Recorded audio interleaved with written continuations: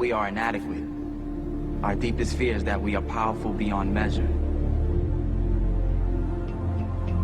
Beyond measure. I'm gonna show you how great I am. Last night I cut the light off in my bedroom, hit the switch, was in the bed before the room was dark. I'm gonna show you how great I am. Only last week I murdered a rock, injured a stone, hospitalized a brick. I'm so mean I make medicine sick. I'm gonna show you how great I am. This kid's gonna be the best kid in the world. This kid's gonna be somebody better than anybody ever knew. I'm gonna show you how great I am. I have wrestled with an alligator. I done tussled with a whale. I done handcuffed lightning, throw thunder in jail. I'm gonna show you how great I am. All of you chumps are gonna bow when I whoop him. All of you. I know you got him. I know you got him picked, but the man's in trouble. I'm gonna show you how great I am.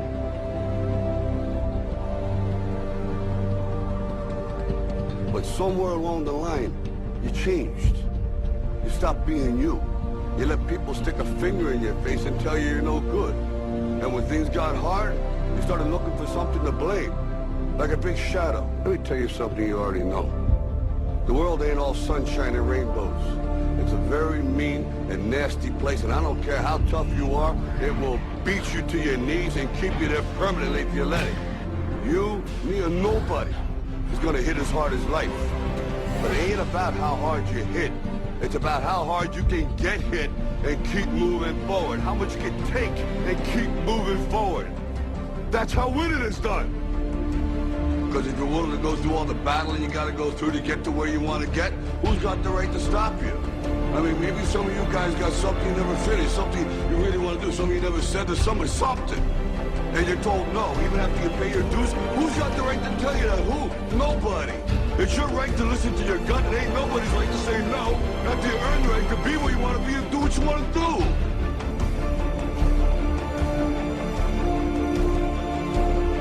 Now, if you know what you're worth, then go out and get what you're worth. But you gotta be willing to take the hits and not pointing fingers saying you ain't where you want to be because of him or her or anybody. Cowards do that, and that ain't you. You're better than that. Our deepest fear is not that we are inadequate. Our deepest fear is that we are powerful beyond measure.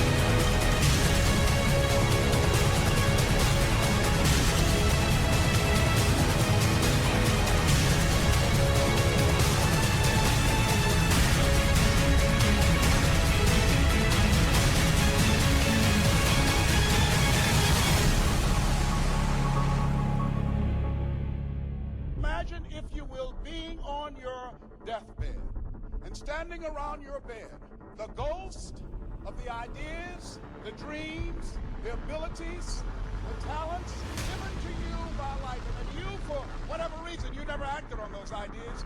You never pursued that dream. You never used those talents. We never saw your leadership. You never used your voice. You never wrote that book. And there they are standing around your bed looking at you with large angry eyes saying, we came to you and only you could have given us life. Now we must die with you forever.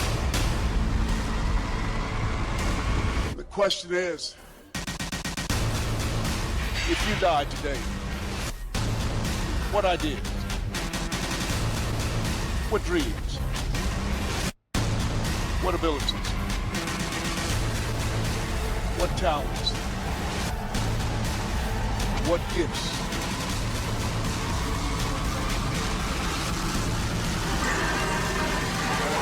Will die with you.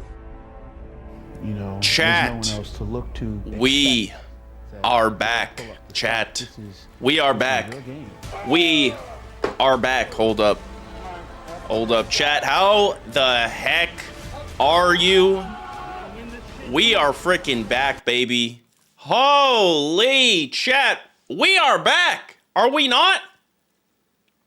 It has been... Mwah. Wait, did it the wrong way. Mwah. Chat. Holy smokes. We are back. We are back in business. We are back home in the land of...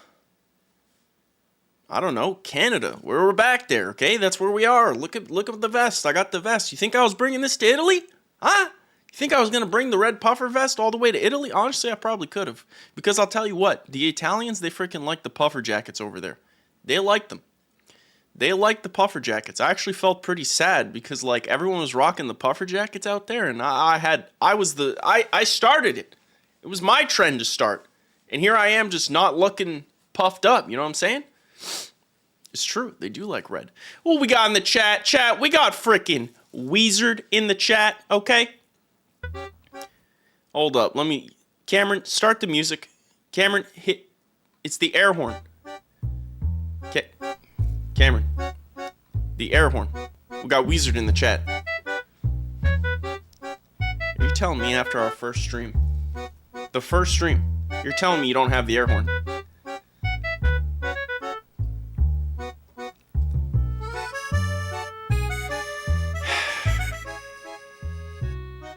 I hate you, Cameron. You had 2 weeks off. You had 2 weeks off.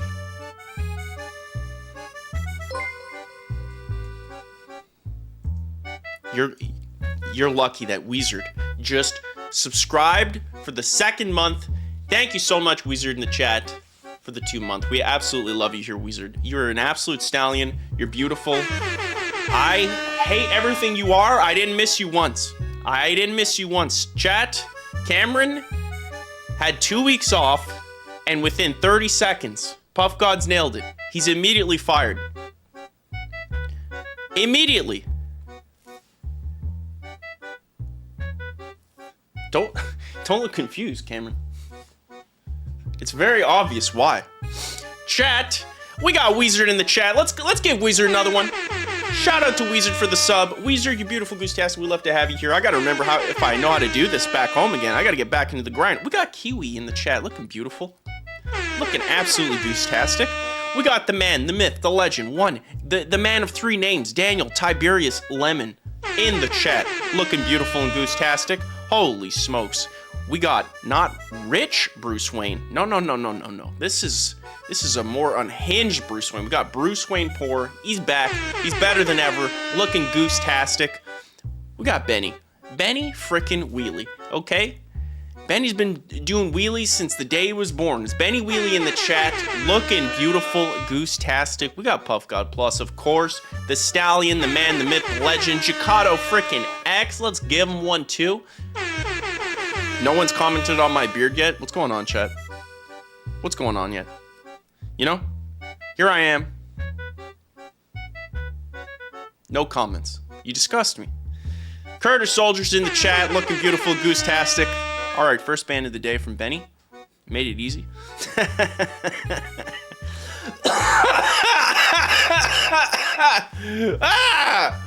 By the way, chat, I have a special request before I continue on the names. I may be sick, so I'm going to ask you guys to remind me to drink from my Zug Jug. Stay hydrated. Also jet lagged, so I am tired. Still jet lagged. Bebo is in the chat. Bebo looking beautiful. Also, shout out to every single one of you guys leaving comments on the YouTube channel and on Instagram and on Twitter. You guys are goose-tastic and phenomenal. I absolutely love every time I see your usernames on other platforms because y'all are the real ones. Absolutely love it. Shout out Bebo. Shout out Bebo. Puff God with another 5 gifted subs. Cameron, hit the music. We're so back. We are back, baby! Oh man, it hurts to talk. Puff God Plus, chat, can we just get W Puff God in the chat? An absolute stallion within the first, what are we at? 9 minutes. Of course, some of that time was like the music time, you know, before we start. We already hit the sub goal. Insane. Insane. Puff God in the chat, just an absolute stallion. Wizard with the sub. Give one for Wizard too. Okay. W Wizard in the chat. W Puff God, absolutely insane. You guys know how to make a little Canadian man blush. You really do. You really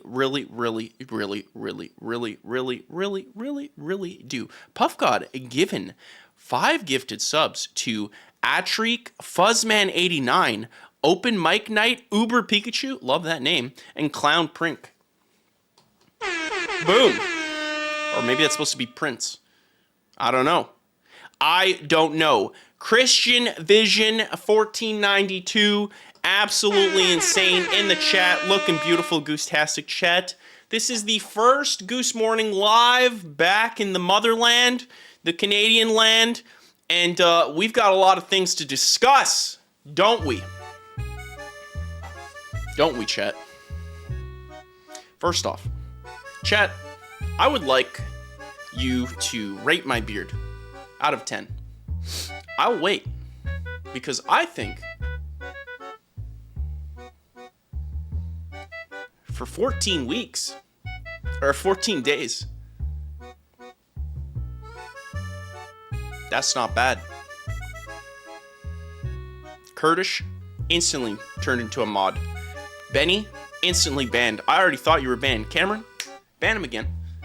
Bebo, 7 out of 10. Not high enough. Bebo's banned. All right. Let's get the ban horn. 2 bans. All right, Cameron, a little slow on that. A second horn. Thank you. Thank you. We got the sound effects back. We got Cameron back. Chat, did we miss Cameron? Be honest. He's watching. He says he watched the other streams, and he says that apparently we needed him. I don't remember it that way. I remember it being a very beautiful time. Shout out Puff God, 13 out of 10. UK Max in the chat, looking beautiful, Goose-tastic. We love it. Needs to be 10 out of 10 inches long. Might be a couple decades there for old Goosington. Mr. Danny Lemon, you came for Cameron? Well, you got some fans, okay? You got some fans. Come on. Also, we're gonna touch on that comment you left there, Mr. Danny Lemon. We're gonna touch on that in 2.5 goose seconds. So let me just see if I remember how to do these things. Chat, we have some interesting developments that we will be touching on before we jump into the giant gaming news of the week. What an insane show this is going to be. It's good to be back. I got some surprises for you. The first one, chat, okay? The first one. I said to Mr. Daniel Tiberius Lemon, okay? I said it to him specifically. Actually, I think I said it to all of you, but it was directed to Mr. Danny Lemon, and I guess it's also directed to all of you. Chat, I should probably just stop talking, you know what I'm saying? Wait, did I? Okay, hold on. Here's the, I forgot to post the Discord link. Discord link, limited access Discord link. Let me post that. I always forget. It is posted. It is pinned. Fight me. Don't actually fight me. We got the Bogster in the chat, okay? Shout out the Bogster. Shout out the Bogster. Goose Morning to all of you little rascals. I said if we hit 5,000 followers on Instagram, I would do an Instagram live pizza stream. I said it. Okay? Man of my word. The question is, did you guys deliver? Because when I said that, I think we were at 4,800 followers. So that was like 2 weeks ago, right before we went on the Italy trip, right? That's what I said. Did you guys deliver? Well, let's check the facts. The answer is yes. You guys delivered in spades. Holy smokes. We jumped up over like 2,500 followers over the weekend, over the trip. Absolutely insane. So at some point we will be doing a live pizza stream. I'm pretty excited. I love pizza. I've been eating it for 2 weeks straight. But I guess we're gonna eat some more. We're gonna eat some Canadian pizza. So that's absolutely goose-tastic. We are back in action. Honestly, what an amazing way to start the the stream back home. I couldn't believe it. I couldn't believe it. I just looked and I was like, whoa, we're almost at 8,000. Chat, can we get some hearts in the chat for the beautiful amount of love y'all have given on Instagram? All of your comments, all of your your beautiful pizza-ness. Can we actually, let's get some hearts for the pizza. I want pizza hearts. I'm gonna start this little heart pizza. Boom. I'm gonna throw 1,000 more. How about that? There it is. Let's go. Let's go. I'm hyped. I'm very hyped. So at some point, I'm going to get the pizza ingredients, and then I'll make a pizza in front of you guys on Instagram. I'll post it in the Discord. I've never done an Instagram Live. I have no idea what that's going to be like. So I have no idea how that will even go. But I think it should be fun. And I like pizza. And I like making pizza. I used to make pizza all the time. Now I don't get around to it as much, but we'll make the dough homemade. We'll pick the ingredients. Pardon me. And bada boom, bada bing. But that's not all, chat, because I came back with a vengeance. Okay? Immediately. Less than 24 hours after landing from the Italian plane, I immediately posted a high quality goose short. Okay? It's available on Instagram. It's available on YouTube. If you didn't get a notification on YouTube, don't worry. I do that on purpose. I untick notifications for shorts. I just don't want to bother people with shorts. If you see it, you see it. Otherwise, you can go on Instagram. But it is doing fantastic. People seem to really like it. This one's dedicated to Microsoft with a new format I'm trying, and people seem to like it. So I've noticed a bunch of your comments on here. I saw Kiwi. I saw Bebo. Yeah, Kiwi's here. A lot of you guys are already here. Absolutely beautiful. You guys leave the best comments. So that's been there. That's just to show you we're clutching it. But that's not all. That's not all, because next week, it was supposed to be today, but quite frankly, the sickness that I have from coming from Italy, as you can probably tell, Benny, dead Microsoft on this thing. Yeah, from whatever I have here, it delayed it by a week, and obviously the Italy trip delayed it. But we have a new Goose video about World of Warcraft. This one is coming out to be a very goose-tastic little video. I'm very excited about it. I'm going to be working on it after the stream. But this video, it's just one thumbnail mock I have, will be coming to YouTube in a theater near you. You know what I'm saying? In a theater near you. Cameron, can we get an air horn for that?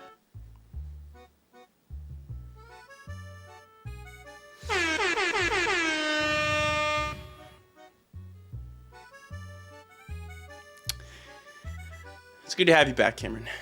It's good to have you back. Absolutely good to have you back. So chat, that has been this. I'm very excited for that. I think you guys are gonna love it. But you know what else you guys might love? Do you? You might love our first news of the week. And we're gonna start our first news of the week with something a little special. Cameron?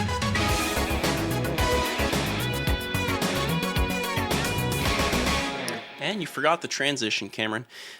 What do I pay you for? What do I pay you for? What do I pay you for? I'd like it written down in a statement. Because you played the news segment and then you did not transition. Do you see? I don't care that I didn't have the news transition in Italy. It doesn't matter. The point is, it was flawless over in Italy. There were no problems. There were no kinks. It went flawless. The second we get here, we're 18 minutes in. You missed the first news segment. We're still not there. I don't know what's happening.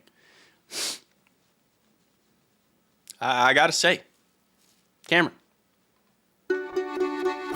Oh. Okay, you have my attention, Cameron. It's beautiful music. All right. Okay. I consider myself interested. Are you gonna swap now, Cameron? Ah, excellent. Now, chat, as some of you may or may not know, I went to Italy for 2 weeks. Some of you joined us on the stream. Some of you, I don't know, saw the news on Twitter or Instagram. I've pretty much been posting it there constantly. Actually, we found out that Ann mine pretty much lived pretty much near exactly where I am, where I was in some of the places I went to. So today, And mine, for those of you who don't know, wonderful goose-tastic gosling in the chat. And also, you saw me? No. Did you actually? Did you actually? And mine, obviously, a giant Discord flexer of all things battle stations. Did you actually see me, and mine? That'd be wild. Literally, you blow my mind. It's like, I see you. Yeah. So I thought it would be fun, based off of my time in Italy, to give you guys a breakdown of my Italy trip, and then also give you the ultimate EU versus NA comparison. You put cameras in my Airbnb? Well, chat, now I feel very unsafe. Okay. I feel very unsafe.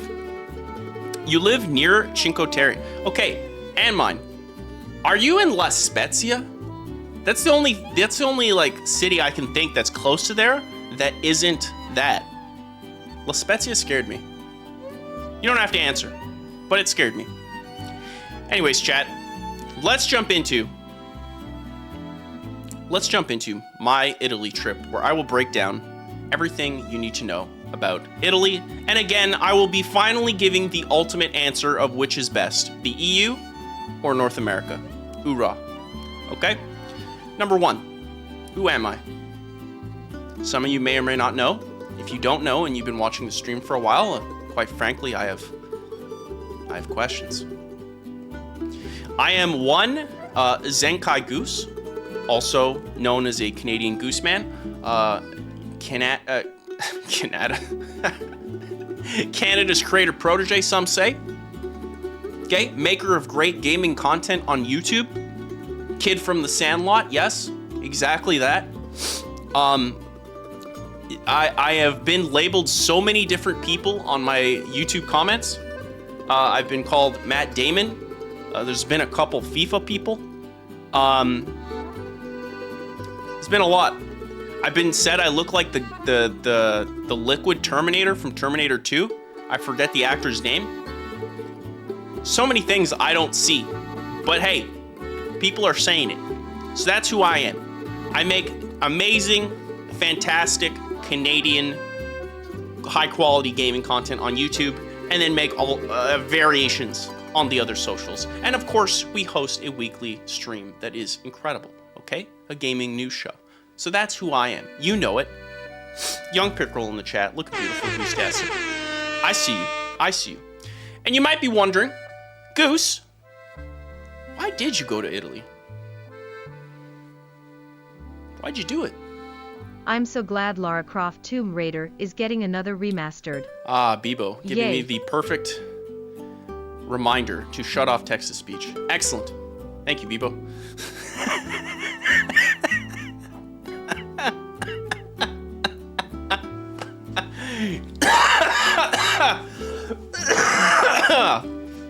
We love to have you here, Bebo. I will turn it back on in a second. And I will answer all questions at the end. We'll have a section for questions. Now, why did I go to Italy? As Bebo mentioned in the chat, there was a wedding. I was invited to it. Apparently everyone's doing it now, because I got 2 more Italy invitations for 2 more weddings the day before I went to Italy. So that's exciting. It's also expensive, but apparently everyone's doing it now. So that is why I went to Italy. However, my motives were different than just attending a wedding. No. When I was going to Italy, my goal was very simple. My secret ultimate goal was to see if the EU is actually better than NA. Everyone's either marrying or breaking up. This is true. COVID was a heck of a drug. So yes, there's been a lot of talk about EU better than NA. Of course, NA says NA is better than EU, EU being the European Union, NA being North America. And I wanted to finally put this to the test. Exactly. I wanted to find out where It's-a-me, Mario lives. You got married in June? Holy smokes. Can we just throw some hearts in the chat for young Pickerel's marriage in June? It's absolutely insane. Yo, let's go, young Pickerel. Mr. Danny Lemon with the 3 months. I'm dying. I'm dying. Hold on. We need to stop, and we need to shout out. Lemon. I'm dying. Can you imagine if Mr. Danny Lemon's subscription killed me? What a wild turn of events that would have been, right, chat? Yo, shout out Mr. Danny Lemon, beautiful Goose Acid. We absolutely love to have you here with the 3-month sub. Absolutely insane. And then shout out Young Pickerel. Let's give Young Pickerel one too for the wedding. Absolutely insane. Absolutely. And Cameron, give me another one. Give me another one for my beard. Okay? Come on, Cameron. It's a beard. It is. It is. All right. Young Pickerel with the gifted sub. Shout out to FFR777. And we're back at it again. We're back at it again. Nice, Cameron. Nice. We're back. Shout out Young Pickerel. Absolute stallion. Let's get some W's and some hearts, Young Pickerel. It's just absolutely insane. It is my dramatic beard, isn't it? Let's get back to our beautiful Italian music, okay? Because I'm going to serenade you. Also, chat, is it too loud? I feel like you just go down to smidge. Okay, my secret ultimate goal, chat, was to see if the EU was actually better than NA. Because quite frankly, I was not convinced. And by the end of this presentation, you will find out if indeed EU is better than NA through multiple factors I will explain shortly. Okay? You guys are already saying no. Well, guess what? I did it. I got it down to science. And here's how I'm going to do it. Okay? I'm going to compare the top 5 things I hated and the top 5 things I loved during my time in Italy. By going through these with you, I will share you the culture and everything you need to know about Italy, pretty much, and then come to the ultimate scoring of who did it better, NA or the EU. So let's find out. Now, our first slide, ignore that. Things I disliked. We will start with the first dislike, okay? The first one, chat.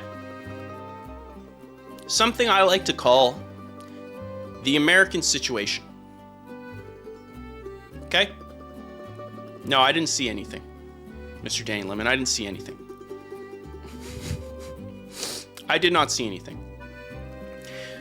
So the first one, the American situation. Is that a pic of Mr. Danny?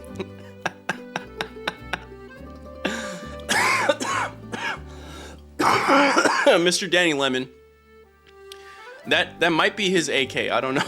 Or his M16, I don't know. It's clearly AI. There's an American situation in Italy that I don't think is touched upon as much. And mine, you can correct me if I'm wrong.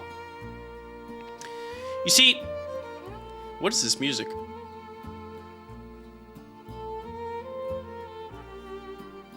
Jeez, got some vibes here. For example, if I was to demonstrate said American situation, you'll notice that all Canadians could potentially look like Americans. So what you're gonna wanna do is try to fit in as a Canadian. You never wanna fit in as an American in Italy. It is completely frowned upon, okay?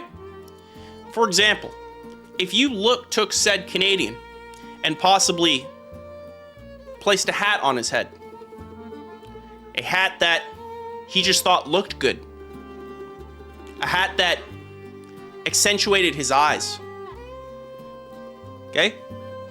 A hat that helped him with bad hair days because maybe he's not fully equipped with all the stuff he would use to set up his hair in the morning, right? Maybe the Canadian didn't even consider the fact that it was an American hat. He just liked a blue hat. Okay? Maybe he just liked a blue hat, so he put on a hat. Maybe he's not actually an LA Dodgers fan. He said, hey, this is a nice baseball hat. It fits my head nice. I like the blue and white. It's kind of nice. Accentuates my eyes. So I'll get this hat. Well, I'm here to tell you, chat. Do not do that. Do not do that. Here's my experience. Because I did that. In fact, while this is clearly AI, none of these images are real. I wore my LA Dodgers hat many times. In fact, I had an American stop by and go, "Let's go Dodgers." And I was really confused because I had no idea what he was talking about. He just did it like off the side of the street. And I was like, what? I don't even know you. Who are you? And I was trying to go to my hotel. And then I realized, oh yeah, my hat. It's LA Dodgers. I was so taken aback. However, the Italians had a different way of handling things. Basically, the Italians have what I would like to say is no chill. No chill. You see, there I was minding my own businesses. There I was minding my own business. And on 2 occasions, I was stopped or inconvenienced, I'll say. In one occasion, I was minding my own business, and an Italian cop I will call Raul, which I can't tell you if is actually an Italian name, but it's the one I'm going to use. And Raul came over to me and demanded I show him my passport. It's Spanish? Well, it's Italian now. Let's call him Luigi. It could have been Luigi. So Luigi comes up to me and he goes, "Can I see your passport?" And thankfully I had it on me, because usually I would just leave it in the hotel, locked in a lockbox or something like that, right? I'm not going to carry it on me the whole time. I don't know if that's normal or not. To me, I was like, why would I carry it? Like, it's an important document. I'm not going to hold on to it entirely. So I said, what's this for? And Luigi demanded, he said, "Give me your passport now." And I went, what? So I thought it was like a scam. I thought I was getting scammed. So I take out my passport and I show my face and all that, but I hold it like this. So I give the document like this. And I do not let go. Like, my thumbs are like ready to like break necks and dollar bills. Okay? So I'm holding it like this, my passport. He goes to take it. I tug back. He pulls. I tug back. He literally stops like this. He looks into the dead of my soul and he says, "You need to chill."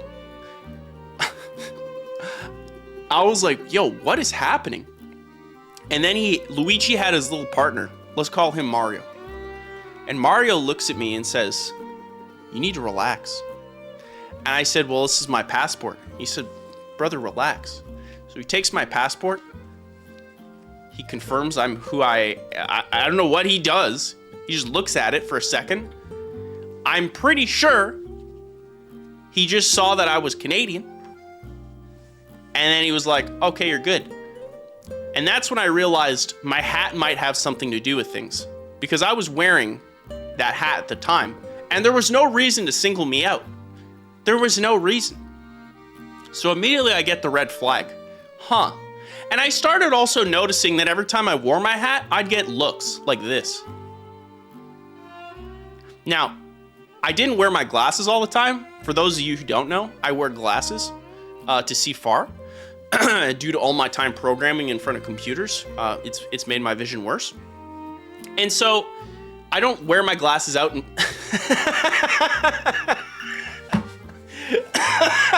oh, I did not see that coming, young Pickerel. I respect that. Cameron, give him one. Give him one. I don't like to wear my glasses, so when I go out, I just pretty much YOLO, and I don't bring them. So it just means I can't see. But when I need to look at something, I'll squint like this. But then I realized that, like, it looks like I'm mad at you. So there was a lot of times where Italians would be looking at me like, and I'd be like,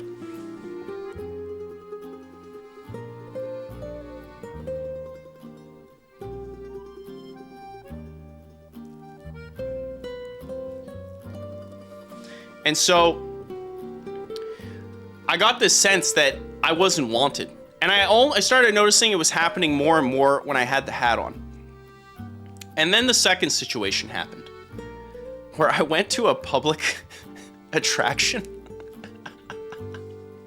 And then I asked how much the ticket was. It was for a garden in Florence, a certain garden in Florence. No, my Ray-Bans actually aren't prescription lenses. They actually should be, because I wear them driving. And that day is going to stop soon, because eventually I just can't see far when I'm driving. And whenever I was at the garden in Florence and I was like, hey, how much is this ticket? He didn't give me the answer. Okay? The Italian man we'll call Steven. Steven didn't give me the answer. Instead, and again, I wanted to note, I looked like this. Instead, Steven said, where are you from?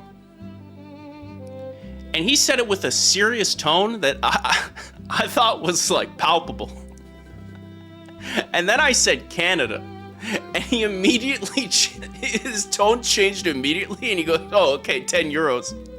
And I was like, that's weird. And then I started talking to friends at the wedding, and they were like, oh yeah, you'll get like a discount just for saying that you're Canadian over American. And I was like, okay. So for the rest of the trip, I legit never wore my hat. And there were days I needed it. I legit hid it. So if you're American, man, your reputation is not hot in Italy. Just say you're Canadian and walk on.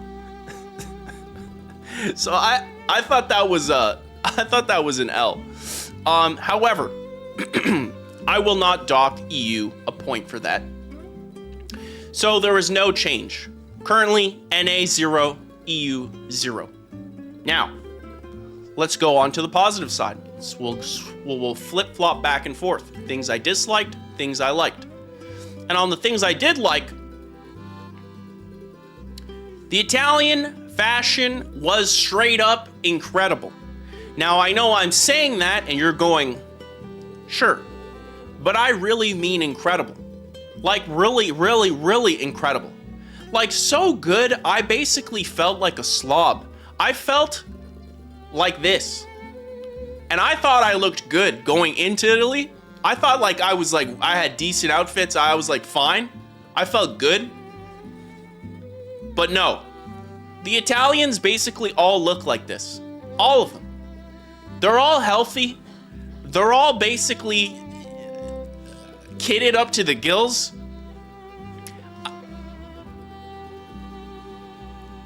It was insane. They look like people from Zara, like the models on Zara on their website. If you've seen them, you can just Google it, Zara models. This is one of them. They look like this. It's insane. They eat pizza all day, pasta, and drink coffee, and they all just look like freaking models. My mind was blown. Now, I did not take pictures, because that would be stalking, chat. Quite frankly, that would be uncomfortable, and with the whole wearing the American hat, all that smoke, I didn't want any more smoke. So I did not take pictures. You might be wondering, well, how swaggy were they? If you didn't take pictures, how can I know? How can I actually know how insane the Italian fashion was? Well, this is basically what they look like. Ah, thank you.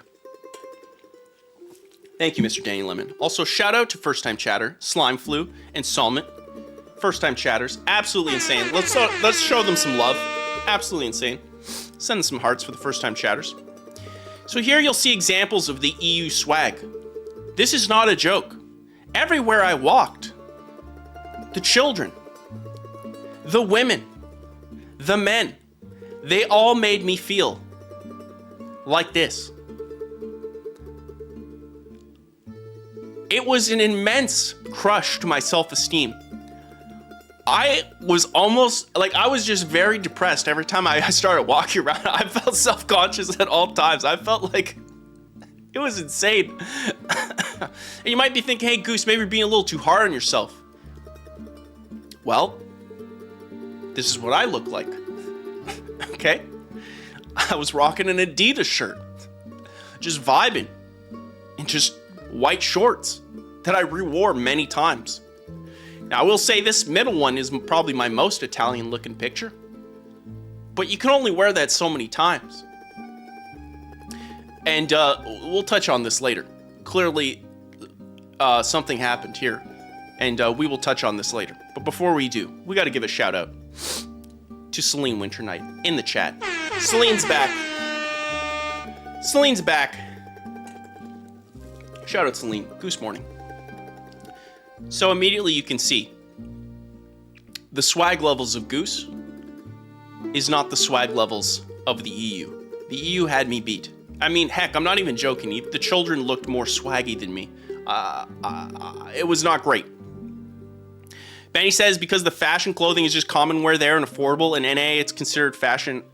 Yeah, 1000%. And I felt that pain. I literally went to a clothing shop to go buy clothes. It was that bad. I've never done that on a trip ever. Usually I just YOLO and I vibe. But here I literally went shopping because I felt bad.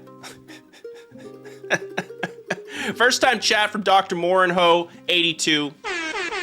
Shout out, let's send some love for our first time chatters.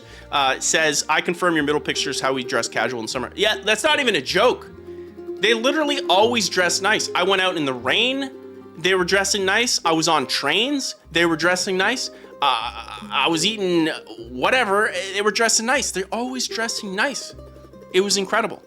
So because of this, chat, I have to be honest. The EU gains a point, okay? There's no defense. The EU gains a point. It's just, it is what it is. Now, let's jump to another thing I disliked on my trip to Italy.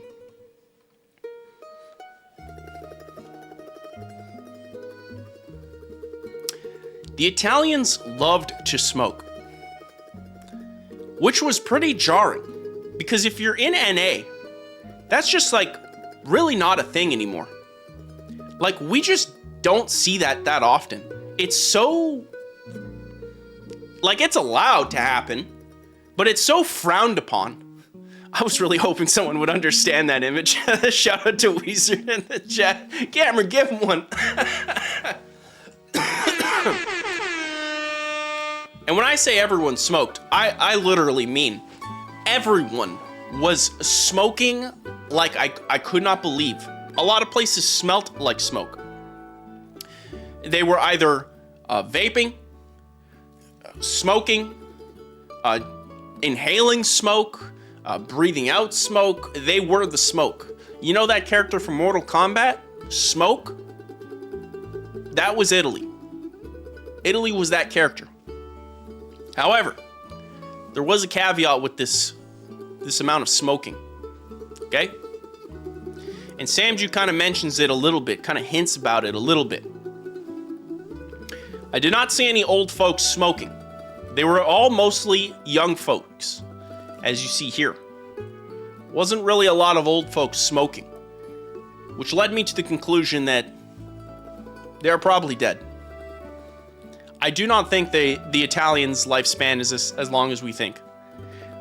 They are the most fit and well-dressed people of all time, but with the amount they smoke, I don't know what's happening there.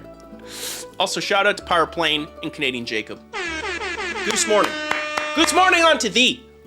Goose Morning unto thee. So that was not great. And because of all the smoke, and what I can only imagine are hordes and hordes of dead Italians suffering from smoke. Oh, I couldn't believe how much smoke there was. It was so much. And they were so young, too. It was insane. Because of this, I cannot in good conscience give anyone a point here. NA stays at 0 and EU stays at 1. But let's swap back to the positive. And what are the positives? Well, The EU just understands transport, okay? Trains. Not only do they go burr, the train system in Italy was everywhere. Everywhere. Literally. There were airport trains, chat. There were island trains, chat. I didn't see it, but there were probably space trains. I would not doubt the Italians at this point. The Italians freaking scored with the trains. They figured out how to make them fast. They were so fast. I went around from like Rome to Florence to not Siena, Cinque Terre, a lot of places. It was all by train, the airport, like all around. And not only was it like super fast, it was super spacious. A lot of the time it was reserved. They gave you food and it was super cheap. It was insane. The punctuality was actually insane as well. Like at least for me, I didn't have any problems with it. Although I did miss one train. That was kind of an L. But that was on me, I think. Overall, I could look like this train straight up has a table. That's a table. So you might be wondering, well, why are you so pro train? Is that not something they have in NA? The answer is no. NA doesn't understand trains. The trains in NA are way over expensive. For instance, I think it costs me $100 to go from one major city to the next, a close major city in Canada. $100 is to go like, I don't know, 3-4 hours. Even like a 2-hour train, probably still $100. And that's just one way. This was like, I don't know, 12 euro or something. It is ridiculous, especially with the landmass that Canada has. Sanju Bognir, absolutely a fact. The Boxer strikes again. The train system in NA, absolutely atrocious. It's overly expensive. It can be spacious sometimes. It's not fast. It's like the same as a car. It's horrible. It's dog water. And so I very proudly give a point to the EU. And for all the North American train people watching, like we know that you are, you disgust me. You absolutely disgust me. You need to do better. Okay? Canadian Jacob absolutely slays. Yes, we need cheaper trains in Canada. It's disgusting. Now, speaking of disgusting, we got to jump back to the negative. I got to say, Italians, we got to talk about the bidet situation, okay? We got to talk about the bidet situation here. Because one of the top 3, the number 3 most hated thing I found in Italy was the bidet. Okay? I hated it. Y'all, you Italians, you disgust me that is your solution. You disgust me. Now, if you're a North American, chances are you have no idea what a bidet is, which is just as scary, if I'm being honest. It's just as scary, okay? So allow me to explain what a bidet is. A bidet is effectively a place of business, okay? It's a place of business. It's a place where you clean yourself in a way that is much better than traditional toilet paper. You see, you shoot a stream of water between your cheeks. And after a certain amount of time has passed, those cheeks will be cleaned. And that is the business you come in. It's beautiful. However, the EU decided to complicate it. Okay? In fact, let me just demonstrate the EU bidet situation. Say you were feeling like you had a good day, and you thought, well, it's a perfect day to get some Taco Bell. Now, they don't have that in Italy that I saw, but I did see one Mexican place in Italy that, quite frankly, looked like it would not be fun to have as far as the next day was concerned. It just doesn't seem like something you want to risk in Italy. I don't think you should be having Mexican food in Italy. But if you did, The situation is this. You would be right here, okay? So you have your Taco Bell. You go here. And then as far as the Italians in the EU is concerned, they would like you to stand up. Your pants are still down. They would like you to waddle to this second station you see here. And they would like you to figure out what the heck this even is, how it works. And for some reason, they also want you to use a hand towel for the cleanup.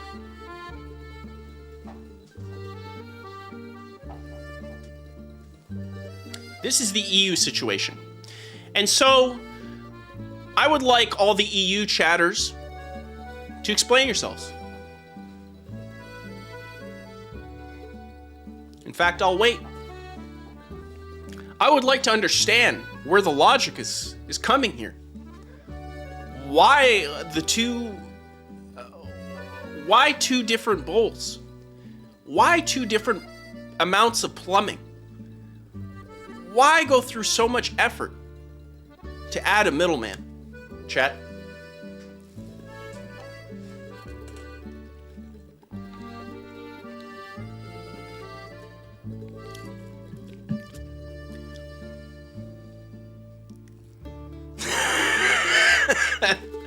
And mine, I don't want to be rude, so I will pass on this.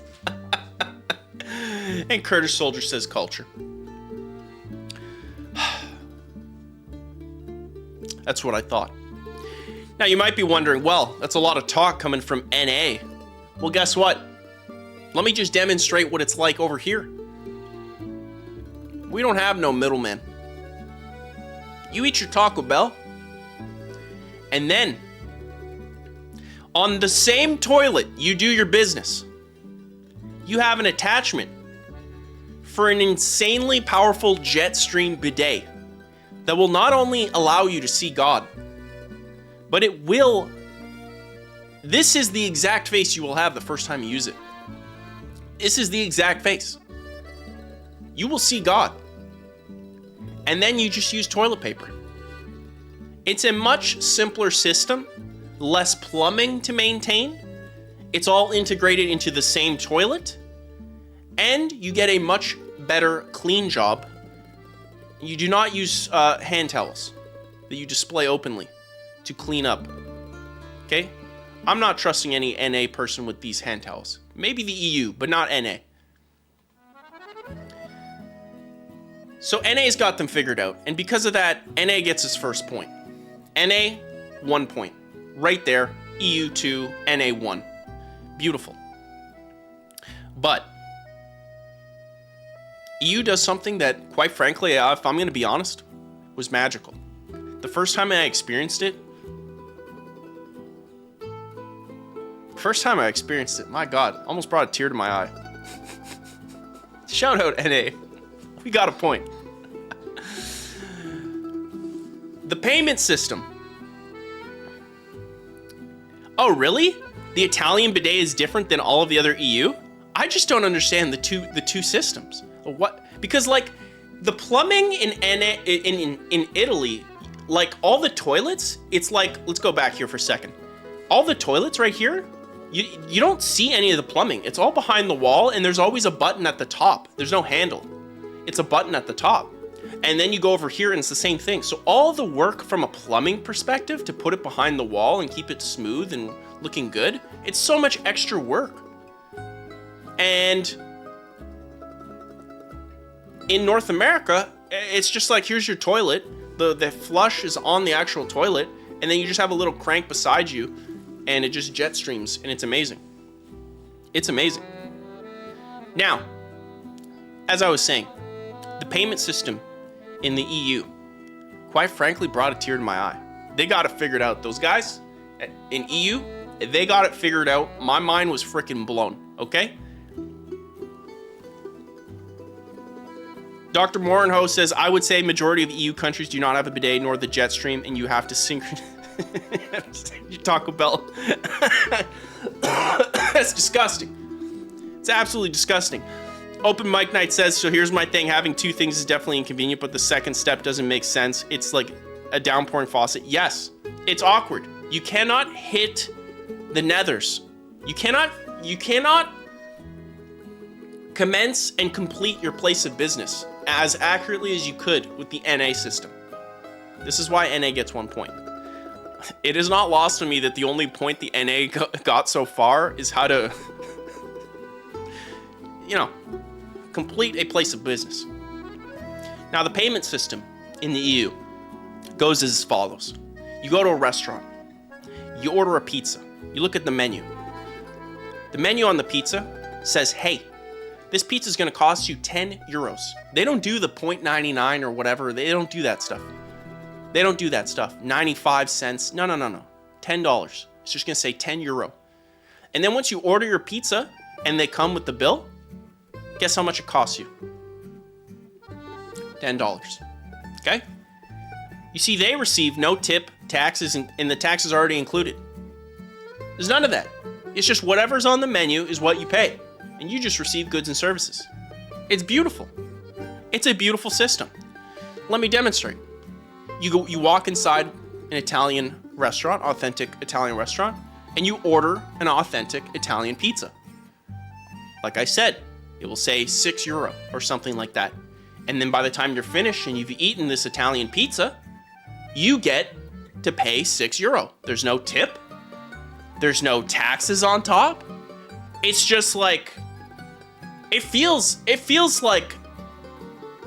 like a gift coming from North America. I was like, my mind was blown. So you might be wondering, how did they do it? Quite frankly, I don't know. But I want to pause to congratulate the EU. Chat, please join me with hearts, clap emojis, anything really. Because at the end of the day, the fact that the EU has this working the way it does, absolutely insane. Holy smokes. The first time I went to a restaurant and literally ordered the food and it came with the bill and there was like none of that included, my mind was like literally blown. I'm not even joking. It probably was the most like mind-blowing thing when I was there. And you might be wondering why that is. Well, let me just demonstrate the North American version of this process. So you walk into your famous North American restaurant, you order one small burger. You will get this. It will cost you $19.97 because inflation has destroyed us. And so you go and you eat your burger and then the bill comes. Nothing really happened, and pretty much the server just put a burger on the plate and then brought it to your table.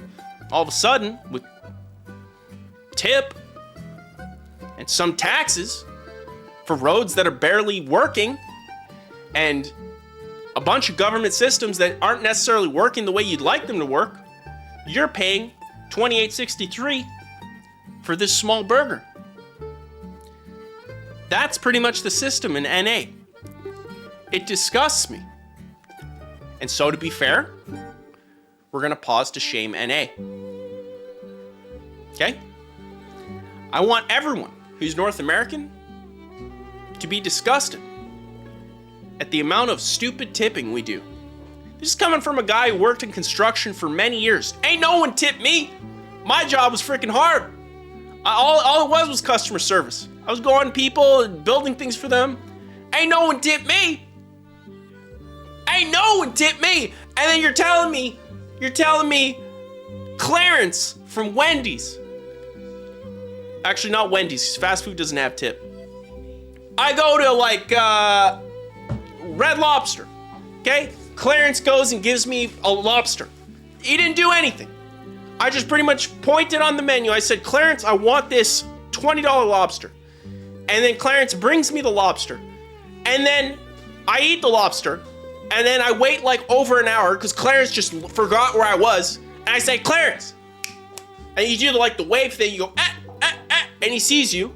And then he comes and I go, yeah, can I have the bill? And then Clarence takes another 20 minutes to come with the bill. And then I go, I just want to leave. I mean, it wasn't that good. It was okay. It's Red Lobster. And then you get the bill, and and your $20 lobster is now $56.88, and then they give you the thing to pay, because I'm like, yeah, I'll pay by card, and it's already pre-filled to 20% tip. What are we talking about? What are we talking about?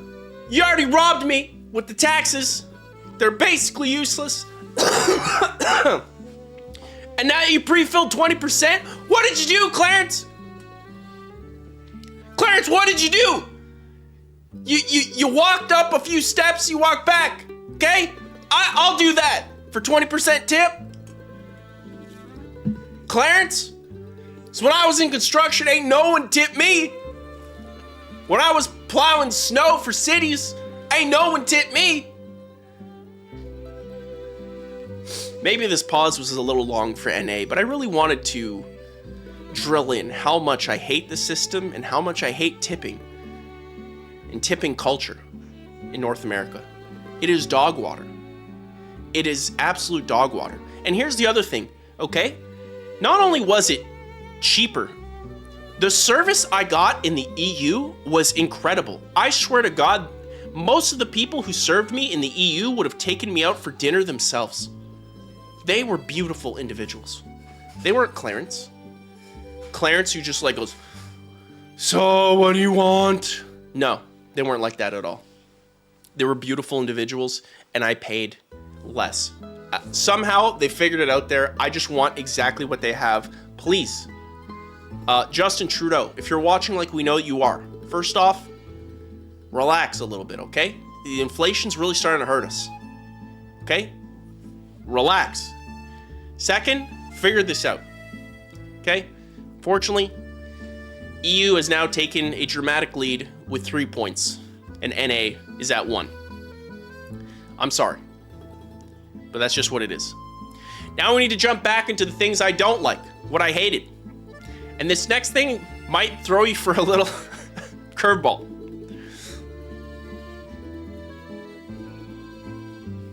The coffee. Things I disliked or hated in Italy. The coffee. Now I know you're thinking, I'm crazy. I know you're thinking, what's this guy talking about? This red puffer looking Canadian disgusting rat Americano drinking disgustor? What's he on about? And I know the Italians are looking at me like this.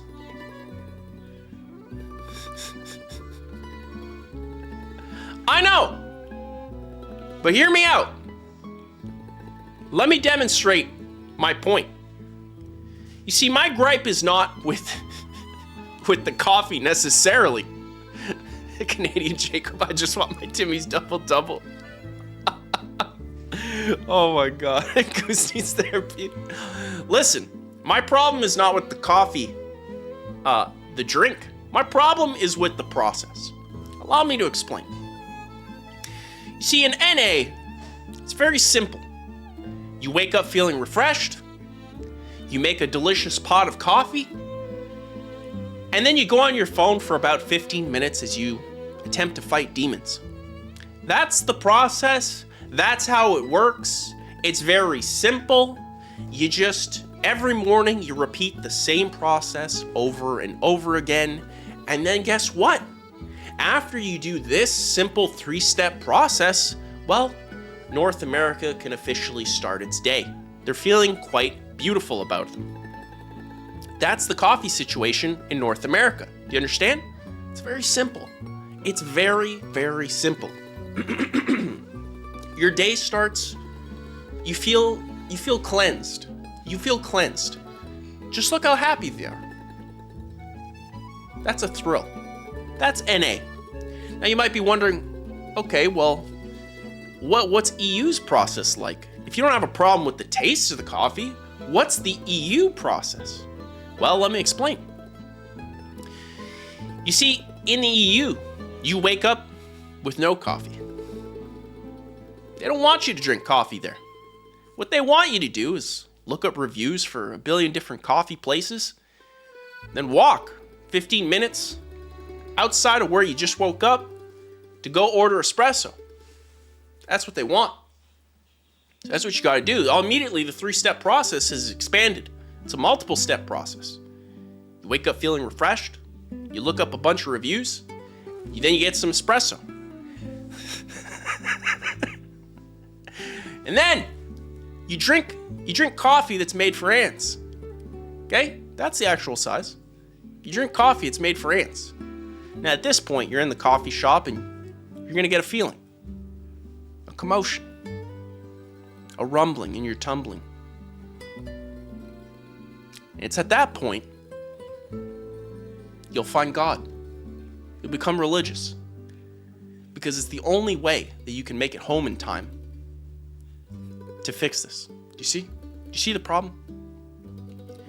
All I'm saying is this process, this 6-step process, has doubled from the 3-step process. And all I'm saying is this 6-step process, statistically, with a regular margin of error, is incredibly risky. At some point, it will fail. This has been my experience getting coffee. No. And mine says you can make espresso at home. This is false. This is false. Okay? I am the Italian representative here. I'm telling you, I asked everyone. They don't do it. Okay? He's lying to you. Okay?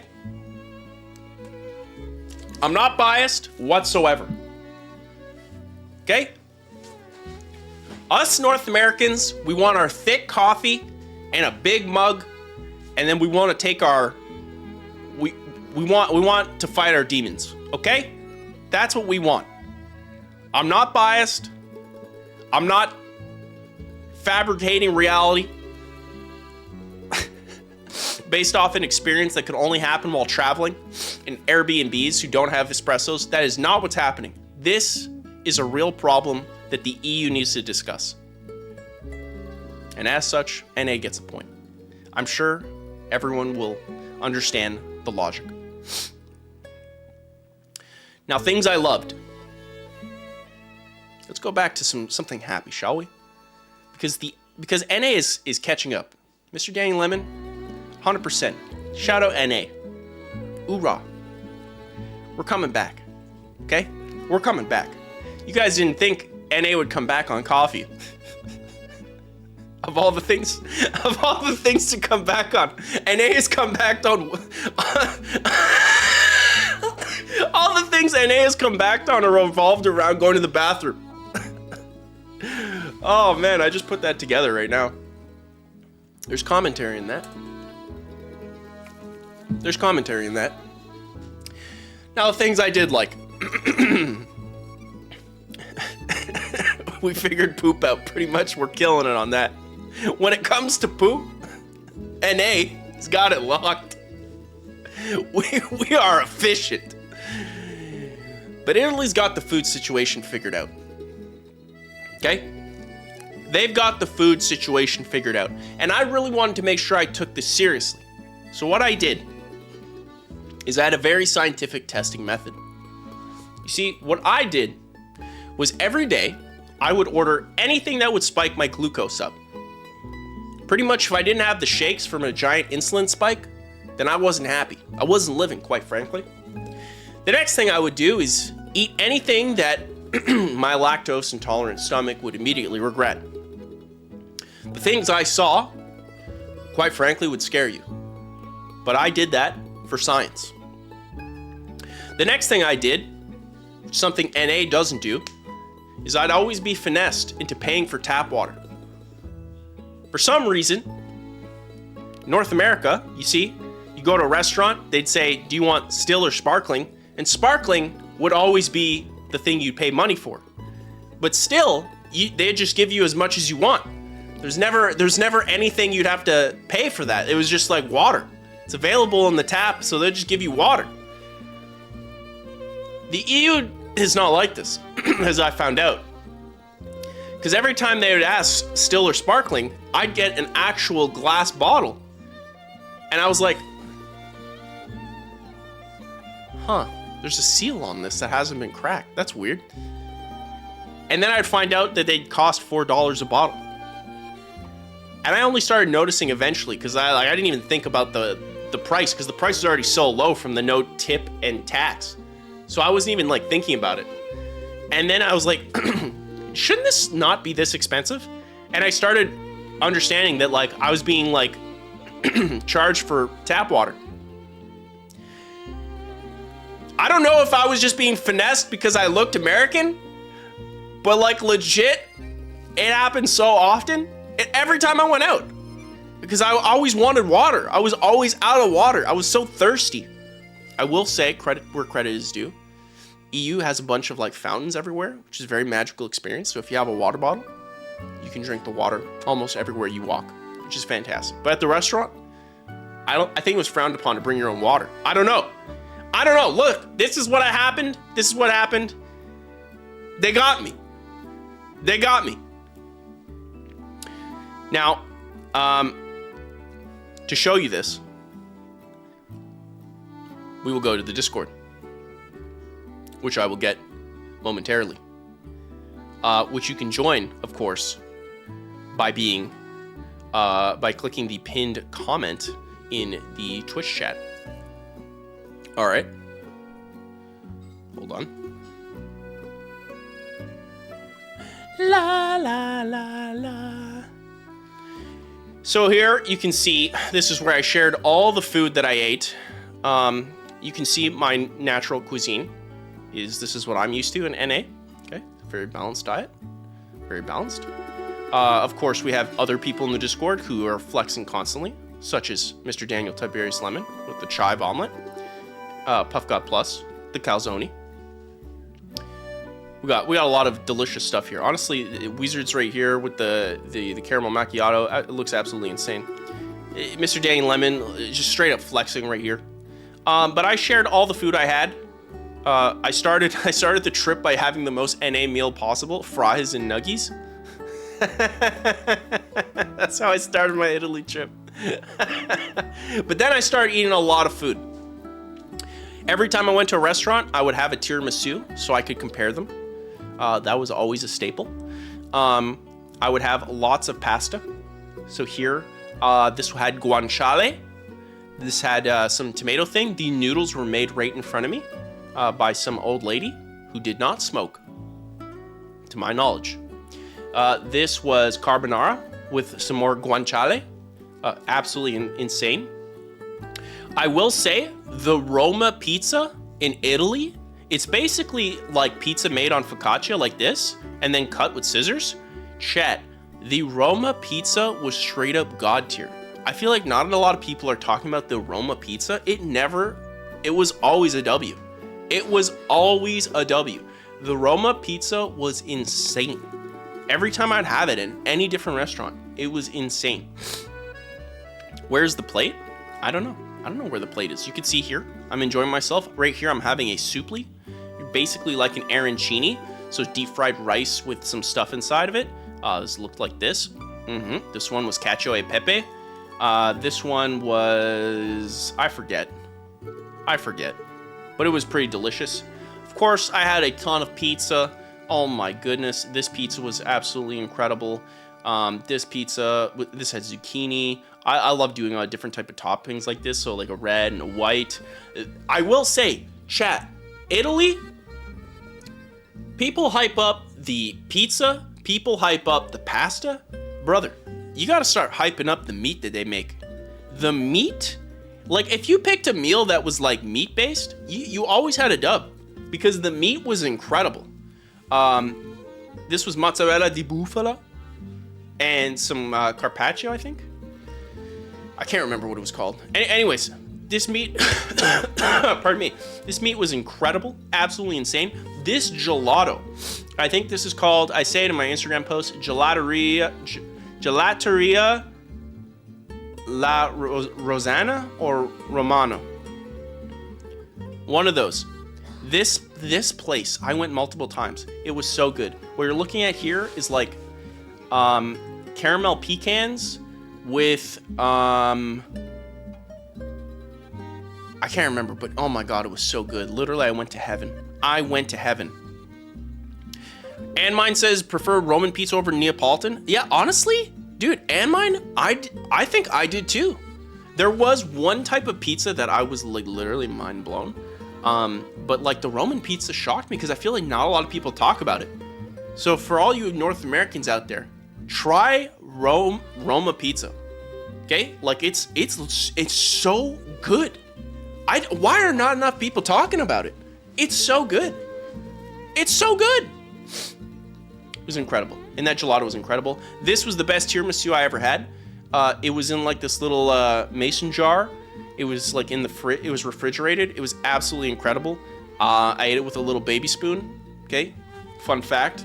I love eating food with baby spoons because then it like helps me eat slower because I have a problem where I eat really, really fast like a vacuum. It's kind of a problem. This tiramisu, absolutely insane. I freaking, it was an experience, man. It was an experience. Shout out Chipotle Bear in the chat, watching from Disney World. That's absolutely insane. That's amazing. Huge shout out.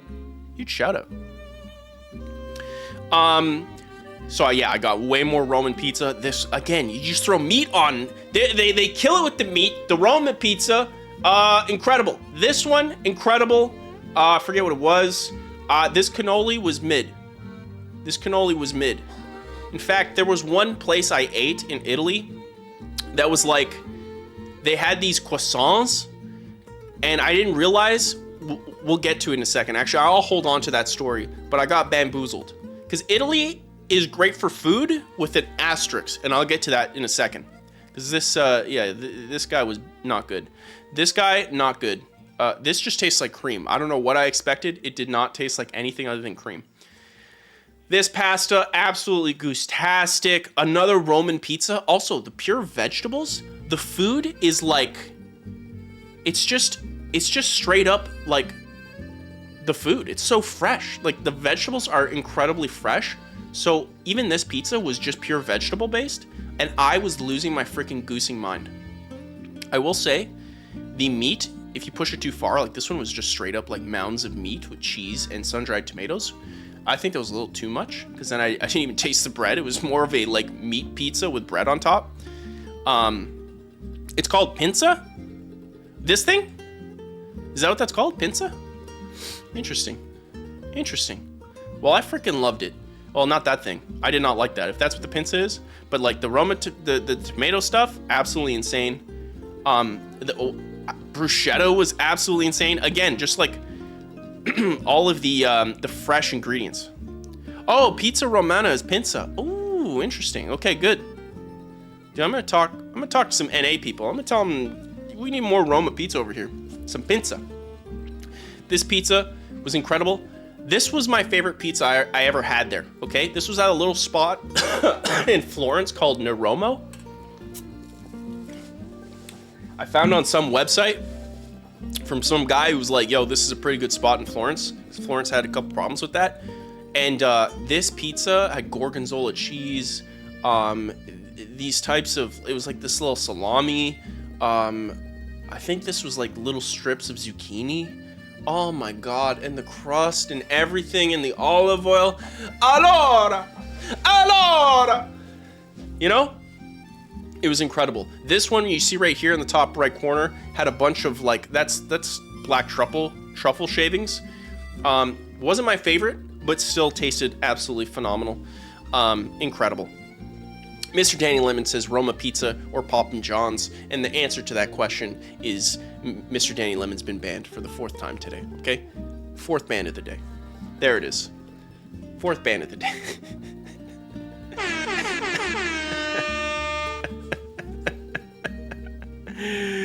Oh, God. Chat, these were like the best pizzas I've ever had in my life. And I talked to an Italian guy, and mine, you can confirm. I mean, you guys can confirm in the chat, the Italian chatters, but I was told that Naples is the best one by far. I didn't get to go to Naples, but that's been my experience so far. It was like, not all of them were hits. The Romas were always hits. The Neapolitans weren't always hits, but when they hit hard. I also got this place in Florence, an affogato. This one was incredible. An affogato is effectively just espresso with ice cream, and it was absolutely delicious. Absolutely delicious. I was really blown away. And that was at like 3 p.m. I never have coffee at that time. So by that point, you know, everything was all clear and, you know, it wasn't a problem. But it was delicious. Also, this pizza looks like it's horrible. Actually, chat, how do you rate this pizza right here? Be honest. This pizza right here. This one. What's it look like to you? Because right now, the only hint I'll tell you is this is the size of my arm. 7 out of 20, a 3, 0 out of 10. Looks old. Looks so lazy. Look, chat. I stopped into this place in Siena, because I was in Siena for a little bit. This pizza blew my freaking mind. This pizza was like the size of my arm, okay? It was huge. It was incredible. The flavor it had, the crunch, it was insane. It was insane. This one specifically blew my mind. I could not believe. I was like, how is this good? Like, it didn't make any sense to my brain. This one was okay. This one was okay. For some reason, there's a lot of sausage in Italy that looks like hot dog. I don't know if I was getting finessed. I don't know. You guys, Italians in the chat, you guys can let me know. A lot of hot dogs I saw. Wasn't the only place I saw it too. I had some more gelato.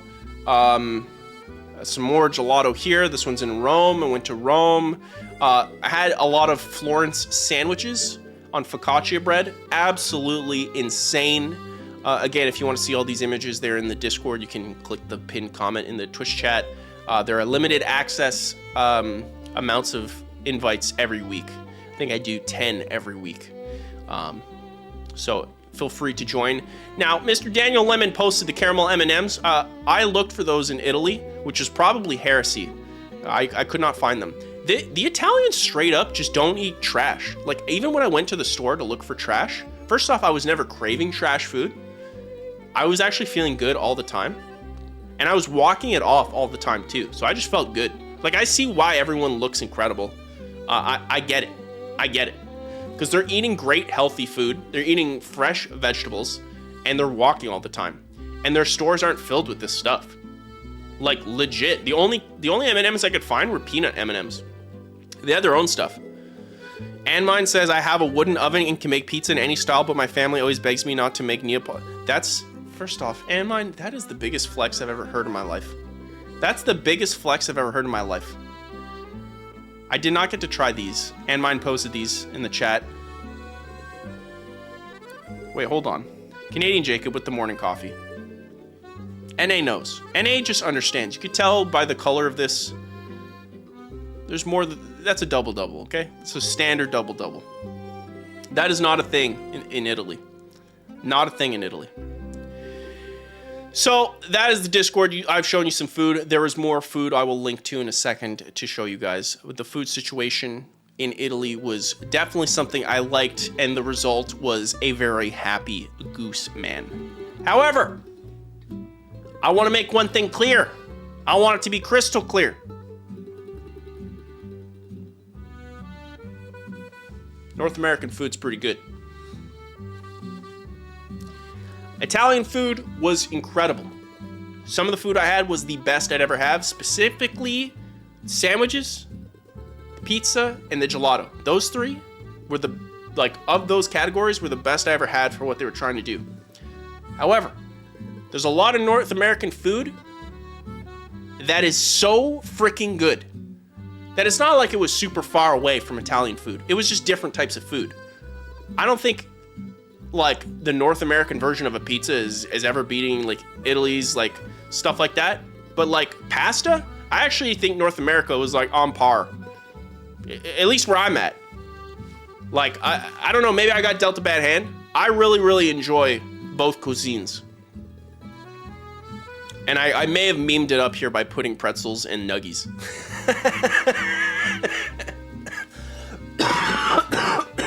They're both incredible. I love eating food.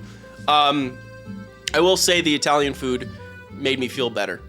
But they're both incredible. And as such, I will not be awarding any points.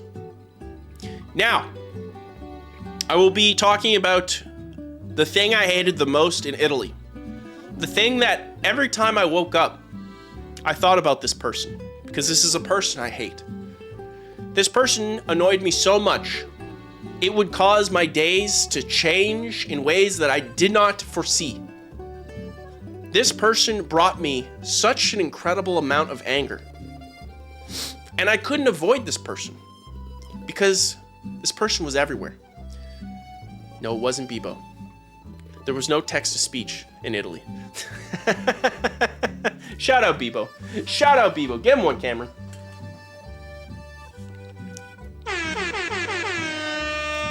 Thank you, Cameron. Thank you, Cameron. No, the person I hated in Italy, and one of the biggest cons of Italy, it's actually not Italy's fault. It's Tourist Terrence. Okay? And this guy is literally 10 times worse than Cameron Guy. That's how much I hated Tourist Terrence. Okay? They might be wondering, oh, who the heck is Tourist Terrence? Allow me to explain. He's definitely from North America.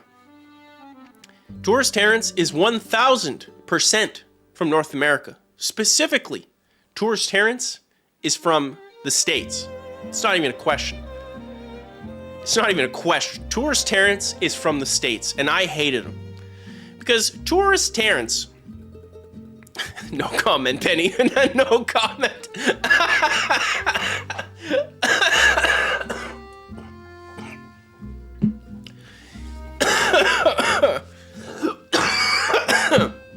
Benny almost killed me with that. You see, Tourist Terrence would order Italian food that looked like this. I really want that to sit with you guys right now. For those of you who can't understand what you're seeing, this is bland spaghetti with ketchup on top. And Tourist Terrence would order this, and he'd eat it. But not only would Tourist Terrence eat this spaghetti with ketchup on top, which even in North America is heresy. It's quite frankly disgusting, and you'd probably be taken outside and exchanged words. Okay? It'd be a problem. But for Tourist Terrence, this was culture. And so Tourist Terrence would leave a 5-star review. Absolutely delicious. Lived up to the hype. Even though commercialized, quick service, it was still very yummy. All three of us loved our options. This is not a meme. This is very accurate. Everywhere I went, specifically Florence was the worst.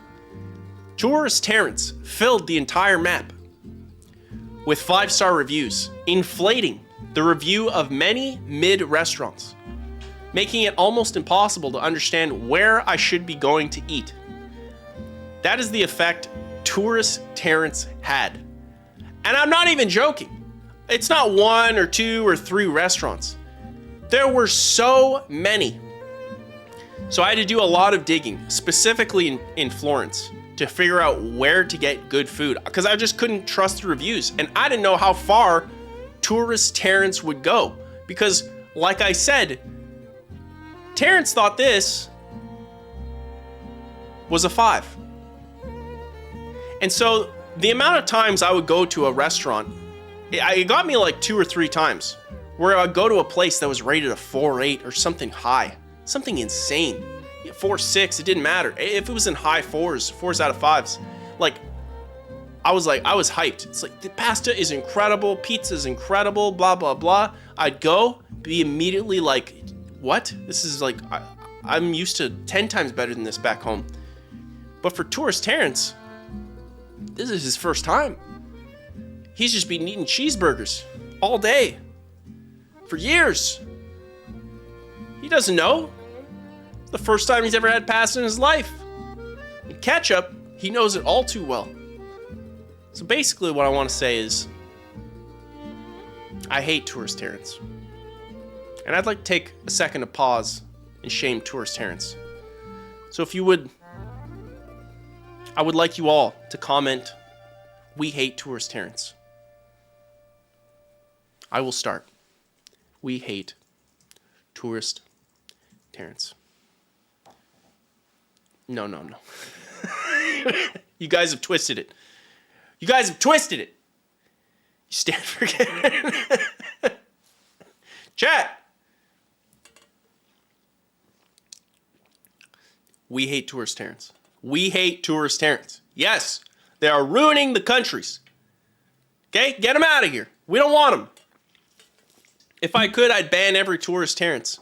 I could. We hate them.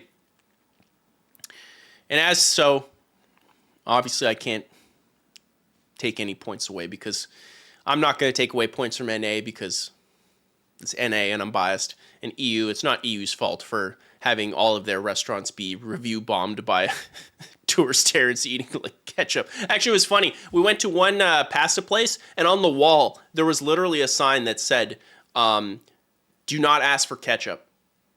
We do not have ketchup." And I just thought, like, wow, tourist Terrence was there.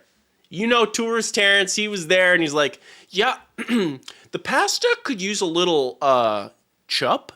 He's probably saying chup. He probably doesn't say ketchup. He's like, I'll have a little chup.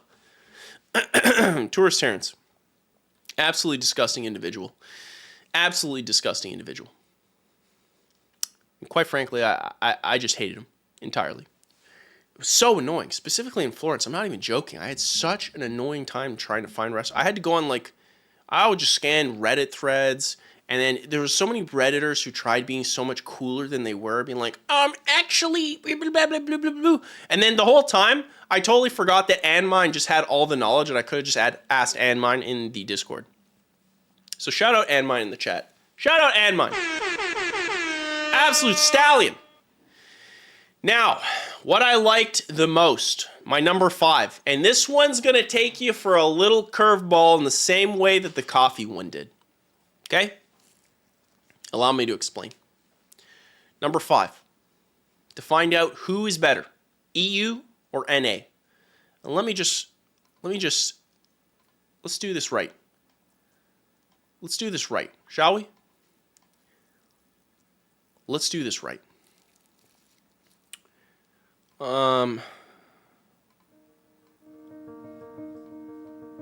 There it is. Let's do this right. The number 1 most loved thing for my trip to Italy.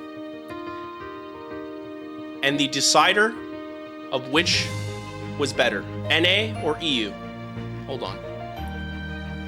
The heck is this music, Cameron? What do I pay you for, Cameron? Not good. Change it. Okay, fine, sure. That one's fine. Thank you, Cameron. Here's what I loved the most. Here it is. Leaving. Hear me out, chat. Through my time in Italy, I have to say, it's a historic place. I saw the Colosseum, had my mind blown. I saw the remains of the Roman Empire, and couldn't believe what I was seeing. I was standing right there. I was right there. These are my pictures. I could feel it. The energy. It was incredible. It's a historic place. Like, insanely historic. And I was there. All these pictures, they're mine. And I was there with other people, and we were all just soaking it in. It was insane. But it's not only historic, you see. Italy's beautiful. Here's a picture I took on the top, looking at Florence. Just look at that. Look at it. It's beautiful. Through a walk I did around the city. It's incredible. Or even in the same area that Anmine said he's from. The Cinque Terre area. It's all beautiful. Like, look at this. Incredible. This is a walk through one of the gardens in Florence. This is my time in Cinque Terre in, not Rio Maggiore, but the other one, the M1, Manarola, I think. Beautiful. But it's not only beautiful, is it, chat? Because as we saw, it's delicious. Pasta, meat, pizza, affogato, coffee, sandwiches, tiramisu, cheeses, meats. It was all delicious. I loved every second I was in Italy, mostly. But it's not home. It's not home, chat. I missed my fellow Canadians. I miss the motherland, and as such, through an incredibly biased point, we have a tiebreaker. NA3, EU3. No, Mr. Danny Lemon, I don't think I don't know what you're talking about. So in conclusion, chat, Italy's pretty sick. It's an amazing country with amazing culture, amazing history. It's a beautiful place, amazing people, incredibly fit. They look 1,000 times better than us, and quite frankly, they're in way better shape. They smoke a lot, like a lot, but it's an incredible place. But 2 weeks is a long time, and I'm glad to be back. But also, I almost died. Okay? Because somehow, chat, somehow,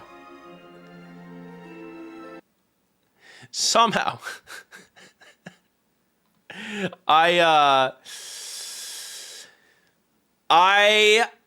got sick, as you saw if you were in the last stream, you may have realized I got sick, you know, and you can obviously tell I'm sick here. And I thought I had it under control, you see? So, if you don't know, the time zone in Italy is 6 hours ahead. 6 hours ahead. So right now it is 10:35 here, but my body feels like it's, what's that, 4:35? So 4:35, that's what my body feels like. So, in Italy, I was leaving, I had to get up at 6 a.m., so that's midnight for NA. So I'm up at 6 a.m., and I'm feeling decent. I take a nice shower, cold shower, just to wake me up, refresh me, because I was feeling not great. Have some ibuprofen, okay? They don't have Advil over there, but I had whatever they gave.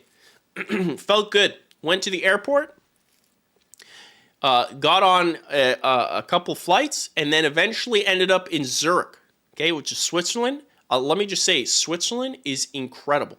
Absolutely incredible. I could not believe how insanely nice Switzerland was. I know they always say, like, Switzerland's super nice and stuff, but, like, flying into it and landing into their airport and going, like, I was like, wow. Everything in the EU is just super clean, except for Rome. Rome was not super clean. Rome was kind of sketchy. But everything else, super, super clean. Like, the trains, all that stuff was super clean. Switzerland was incredible. I couldn't believe how incredible it was. However, when I got in the plane, about an hour into the plane ride from Switzerland to Canada, this is an 8-hour flight, mind you, an 8-hour international flight. The meds started wearing off, and I actually ran out of meds. And I thought I'd be fine. Well, this is a picture of me in my final moments of the flight. I was dying. I had a fever. Like, you hear my cough was 1,000 times worse. The plane was either insanely hot or insanely cold. I felt like I was on fire. And then I bought internet, which cost me 35 American dollars. I bought internet to pass the time because I didn't think I'd have to, because on my first flight to Italy, I liked all the movies that were on the flight, and I didn't finish them all. There was a couple movies, like I wanted to finish Kingdom of the Planet of the Apes. I really liked that, so I was like, okay, I'll watch that. But in this flight, they didn't have those movies. They just had they had completely different things. So I didn't have anything. So I was like, okay, well, I'll get internet. So I spent 35 American dollars, which is like 50 Canadian dollars for internet, and it didn't even work. And so basically, I got bamboozled out of paying like an insane amount of price for internet that didn't even work, which is funny. They actually DM'd me on Twitter, and they were just like, yo, can we help? Just like good customer service on their end. But yeah, I got bamboozled there. I felt like I was dying. Like, there's no photoshopping here. This is legit me. The final hours of this flight, I'm literally counting down the minutes because I'm dying. I'm like, okay, we're at the 2-hour mark left. Okay, 1 hour left. Okay, 50 minutes. Okay, 49 minutes. Like, it's the only thing keeping me sane. But I made it, and then took a cold shower, and I went to sleep I took the cold shower to cool down. My body was like on fire. Went to sleep. And then now I wake up at 3 a.m. or 4 a.m. in the morning because, again, Italy time would be 9 a.m. or 10 a.m. respectively. And so I'm jet lagged. So that's been interesting. But I think we did all right. I think we did all right. No, they didn't quarantine me. Like I went into the flight feeling fine. But then I just got super, super hot throughout the flight. And when I landed, I felt better. But yeah, anyways, I just needed a good night's sleep and I was fine. But man, for whatever reason, that flight was like, I was on fire. I was dying there. The actual plane was hot.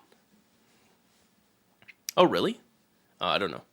Anyways, yeah, there's something about the pressure too. And also, it's an international flight, so it was packed to the gills with people. And I, especially before the flight started, I could feel the heat from all the people there, breathing and stuff. It was absolutely insane.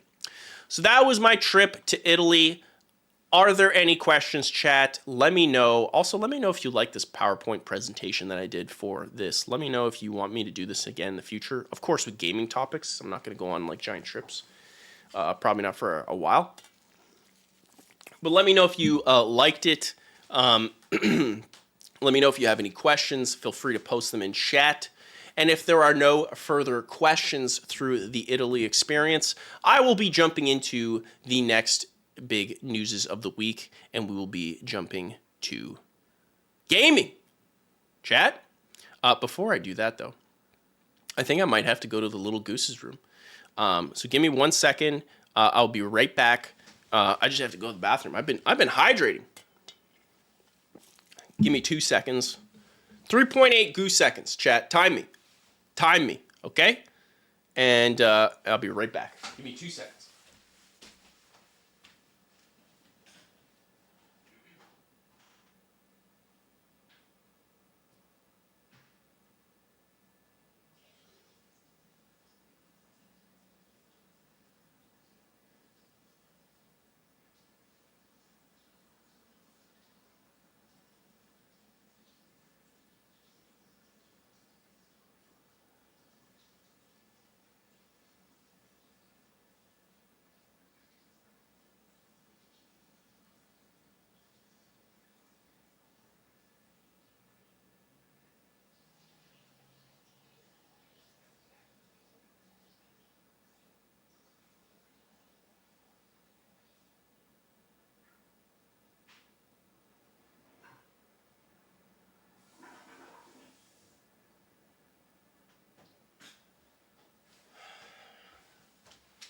Ooh-wee!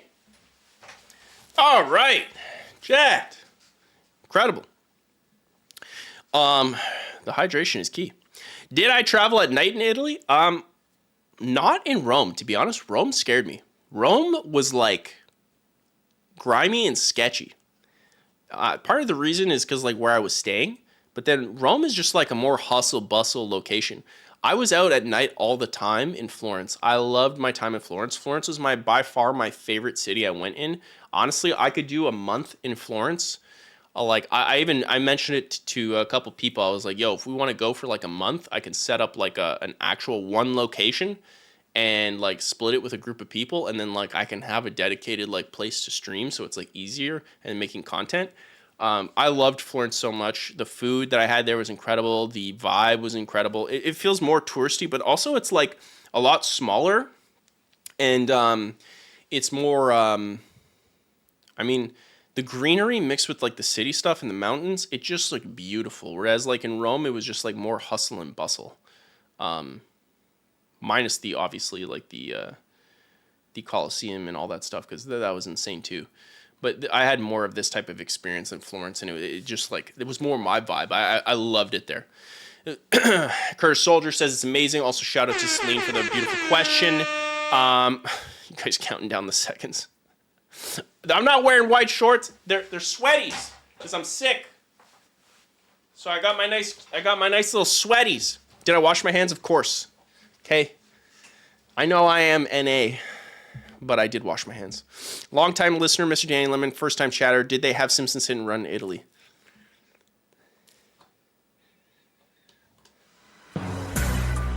You listen to me, okay?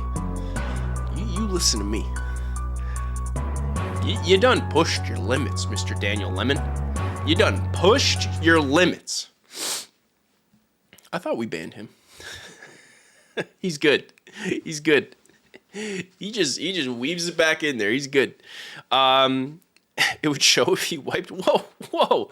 He really loved the NA bidet. Dude, the first time I got a bidet, my life was like literally changed. And I remember someone I was working with at the time, he was telling me about like about the bidet situation. I was not a believer. He's like, dude, just pay the $100, get the attachment, set up the bidet. I'm telling you, it will change your life. And then since then, I've been that guy. There's an episode of South Park where Randy gets a bidet and then starts telling everyone that he has a bidet. I was that guy. I really love the bidet attachment. It's incredible. It's absolutely incredible. What else did you guys say? Did you travel alone with friends, wife, family? I went, it was a couple people. Like I said, it was a wedding, people there, friends, good time, a lot of food, a lot of vibes. Absolutely cannot complain. Had a fabulous goose-tastic time. Yeah, I just hate that I got sick. And I hate, like, look, chat, I have this weird thing, this weird mindset where I just, like, really like to work. Like, when I got home, I was so excited. When I got home and recovered from the night of sleep, I was so excited at 3 a.m. when I woke up to start making YouTube videos. Like, I made this literally less than 24 hours, this short. And I worked on it for hours, and I just wanted it to be perfect. I just want to get back into the grind. We're working on the World of Warcraft video. I don't know why I say we. I'm working on the World of Warcraft video right now. Like, this thumbnail, like, looks good, but, like, also, I know what I can do, and, like, there's still so much more I'm going to do, and I'm going to try to make some other stuff. I love to work. I love making content for you guys. I love making great gaming content. Like, I love it. I love streaming here and doing this thing, like, setting up this PowerPoint. I just love it. I love making content, so I was just hyped to come back. So for me, it's really hard to do, like, 2 weeks vacation. It's very difficult. I'd never done it before. I don't know if I'd ever do it again. I just really, really like working. So there's that. And then, like I said, we hit the 5,000 follower mark. I mean, now we're almost at 8,000. Absolutely insane. So, like, we will be doing a pizza stream. I'll figure that out, how to do that. Also, we got freaking Redberry in the chat. Looking beautiful, Goose Tastic with the Sigma grind set. Thank you, Redberry. Cameron, give him one. Thank you, Cameron. Thank you, Cameron. So, all that being said, if you really enjoyed this Italy presentation, you know, I saw a couple of you guys say you loved it, so I'll try to do something similar. It'll be shorter for gaming-related content. I think it could be fun. If you're looking for a more, like, genuine breakdown of my trip to Italy, you can go on my Instagram. I wrote down what I did and then shared some more pictures I didn't share here. You can go there and check that out if you'd like. That's available here. But now it's time, chat, for the news. Right, Cameron? Don't miss it, Cameron. And you missed it. You missed it, Cameron. The first news, chat, right in time for Soup Subaru Soup Sunday. Soupy Sunday. Chat, Rockstar after, like, what, 13 years? When did Red Dead Redemption come out? Wasn't it like 2009 or 2011? It's one of those. It's either 13 years or 15 years. Red Dead Redemption and Undead Nightmare are coming to PC. And here's the trailer. We're going to watch it together. And we could probably play this for Soup Subaru Sunday. Let's watch this. Hello, old friend. It's been a long time. Yo, freaking Red Dead, man. Let's This go. country is infested with all manner of scum. Good day, sir. Madam. This looks incredible. Scrambling around, half insane. Stupid is the word we use around here. This looks dramatically better than what I remember doing it for the Rockstar video earlier this year. Like, dramatically better, because all my footage came from, like, capturing off the 360. And, yeah, they did a lot of great stuff here. I don't remember anything from Undead Nightmare. Like, I remember one scene in the dark, But like, I don't remember anything. So I would actually love to play this on PC for Subaru Sunday for Horror Month. And yeah, playing Undead Nightmare. Like, I actually want to jump into that again. I'm in charge! I apologize if science is not your forte. I'm a fighter, sir, and I'll fight to the end. Freaking Rockstar, man. Gonna be a bloody job. I don't think I know any other kind. For an illiterate gunslinger, you sure know how to make a girl blush. Enjoy life! It's a beautiful struggle! Rockstar is the only type of company I can think of. Like, chat, let me ask you this. What other companies could release a game pretty much as is? Obviously, they're doing some dramatic differences here to, like it's a remaster, I guess, is what you'd call it, right? They're not remaking it. It's just taking the game, putting it in PC, giving it a few updates. What other companies could do that to a 13-year-old game and people be hyped? What other companies? I'm trying to think. Yeah, it's just a port. Oh my god. Ubisoft. You know what? No, actually I can't. I was trying to think of like the most hyped Ubisoft game I'd be, and even still, if Ubisoft did, I'd be like, they're gonna put it on their they're gonna put it on their subscription platform. Which, yeah, this is coming into Steam, or like, is it on their subscription platform? How are they doing that? Wait, I was gonna say Skippity Skipper. Why was I gonna say it like that? Sky Skipper 47 to follow your beautiful Goose Task. We'd love to have you. Chat, send some hearts. Cameron, hit the thing. Thank you, Cameron. Thank you. Thank you so much for the follow. This looks incredible. Radical Entertainment. Oh, Mr. Danny Lemon. That's the one. Those are the guys who did Time Splitters, right? Oh, wait. That's the guys who did Simpsons Hit and Run. He can't keep getting away with it! A 15-year-old Rockstar game looks better than Star Wars Outlaws. Holy smokes. That was well played, dude. That was well played. Yo, I have to freaking give it to him, man. He freaking got me, dude. Holy smokes.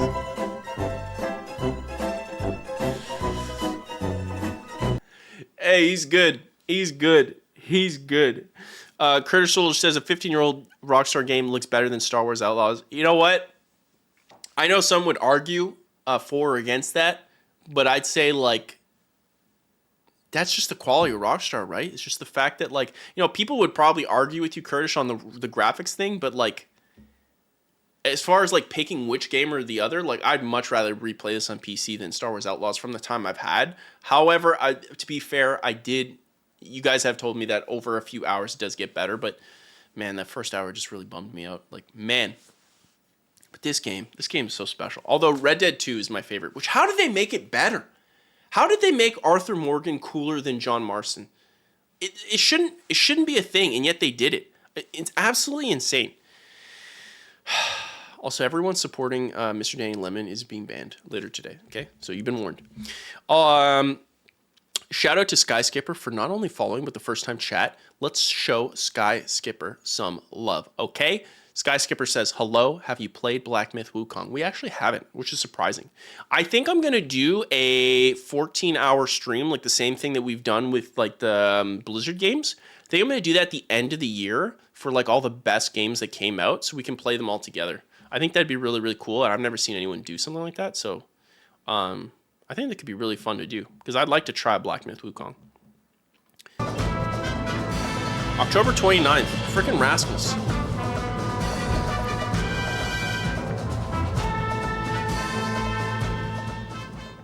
October 29th, it's coming. Here we go, chat.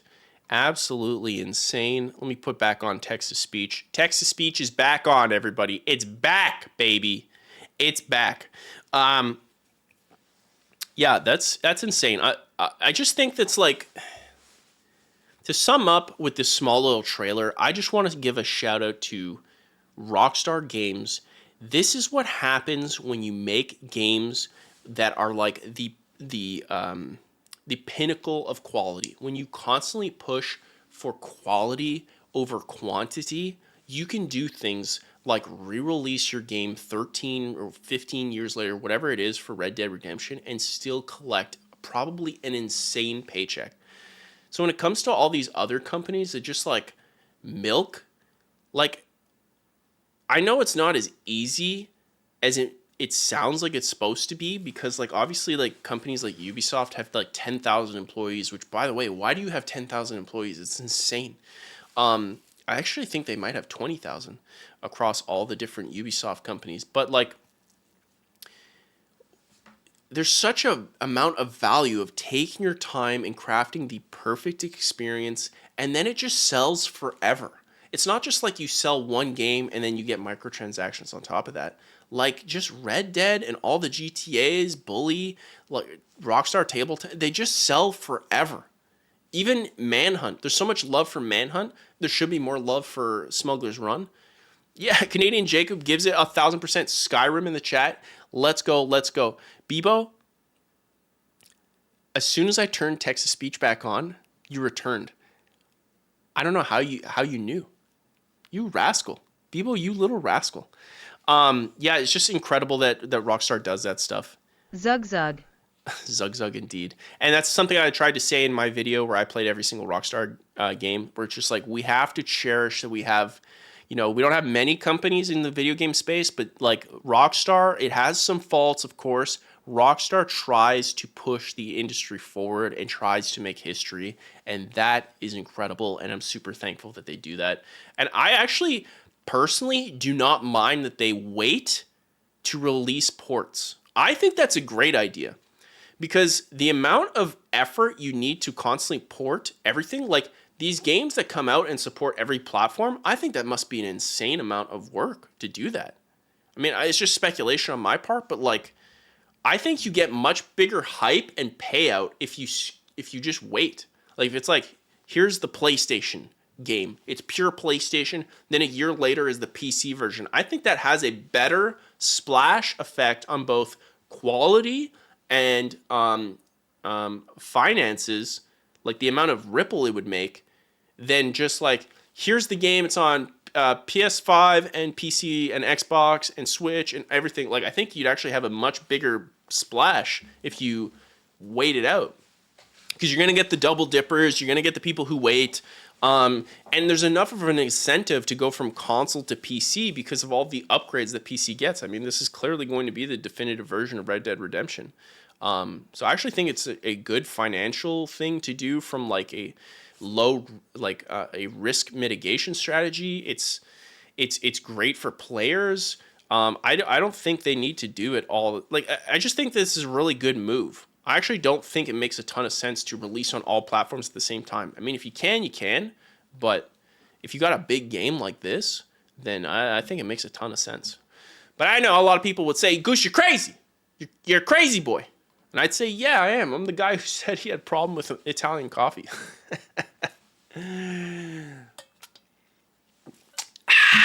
That's just the type of cat that I am. Chat. Now, Cameron, hit us up with the next news of the week. Actually, real quick, chat. I didn't even announce. I did not even announce.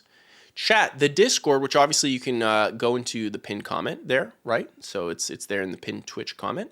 The Discord has been modified. I gave a small little announcement. We have Halloweenified the Discord, so all the main chat location, the little ghoul spot, has changed to be more Halloweeny with little cutesy Halloween names, and then I moved all the forums over here. So now there are two categories. We have the main category, which is just like regular chatting. That's all there. We added a Scary Screens page, which is going to be a place to talk about movies and TV shows, anime, whatever you're watching. However you're watching it, we can talk about it here. We got a new music channel, which obviously I tried to beat Mr. Danny Lemon and put the Simpsons Hit and Run soundtrack before him and succeeded. So we got all that stuff here. And then the second section, we have all the forum-based stuff. So, of course, for example, as Bebo, Wizard, and like so many wonderful people who have added tier I think this is Benny, right? Yeah, this is Benny and mine here. There's a Tetris one here. You guys posted this, and a lot of these topics here, like for instance, Bebo posted this. Wizard, we're going to talk about this one next. And of course, we have the Halo stuff we're going to talk about later. If you want to suggest topics to talk about on Goose Morning Live, this weekly show we do every Saturday at 9 a.m. Eastern, you go on the Discord, you make a post, just like these wonderful, beautiful ladies and or gentle geese, and then we just go from there. Specifically, one that I will notify here is tomorrow is Halloween Soup Subaru Sunday because we are in Halloween mode. It's October. So we got a lot of lists of suggestions here for all the different types of Halloween games that we can play tomorrow. Which I'm kind of like, I might open a poll up to you guys to see what we think about like, should Soup Subaru Sunday be multiple games or should I pick one game? Because at 4 hours of stream, I don't know what's better to do. Like, I don't know how many games I should pick. One, obviously, I would get to play the whole time.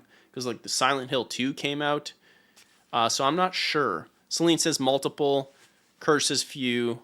Yeah, I do like the smattering. I like the smattering. I just always worry that it's not going to be entertaining for you guys because it's not enough time. But if you guys like it, then we'll go with that.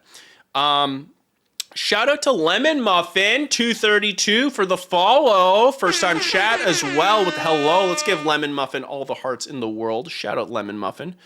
Little rascal. We love to have you here, Lemon Muffin. You beautiful and goose-tastic. And we freaking love to have you here, don't we? Cameron, give Lemon another one. So that's the Discord there. Feel free to join it. It's been amazing. Absolutely love it. And yes, there's a bunch of updates now with the Halloween stuff. So I did that. Feel free to let me know what you like, dislike, want updates, or you want more of, and I'll try to tweak it. I'm trying to see what is being used and what isn't being used so I can tweak and fix it as we go, tweak it as we go. And so far, Discord's been amazing. I love chatting with you guys and obviously sharing my Italy food pics. Yay. That's enough of that. That's enough of that. Let's jump into the next news of the week, brought to you by Wizard, shall we? In the Zenkai Goose topic section. Cameron! Hit us, Cameron. Chat, we played it on stream, didn't we? Alien Isolation. In fact... Lemon Muffin is my GF Red Heart. Oh, wow. Bebo, that's incredible. You brought the whole gang here. This is going to be very interesting to see how Lemon reacts to you on stream. It's going to be very interesting. As I was saying, we played Alien Isolation earlier a few weeks ago before I went to Italy, and you could see here. It was the least scariest game I'd ever played. Allow me to demonstrate.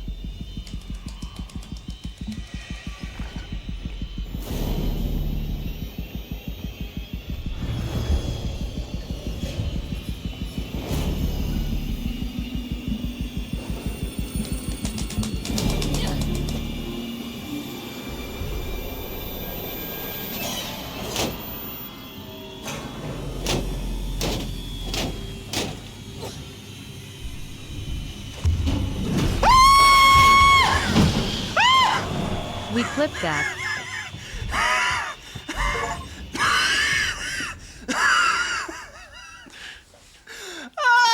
Catch your breath, Goose. Catch your breath, Goose. Relax. Yeah, special shout out to Wizard for clipping that. That was absolutely amazing. I love when you guys make clips. They're incredible. And I'm not just saying that as like a Twitch streamer who also wants clips because it helps to grow the stream and stuff, which, by the way, if you do that, it helps grow the stream and it's amazing. But I love looking at your clips. Honestly, they make me laugh. They're incredible. And I love seeing them in the Discord, which obviously that's there. If you're in the Discord, there's a stream clips section. You can see all the different clips.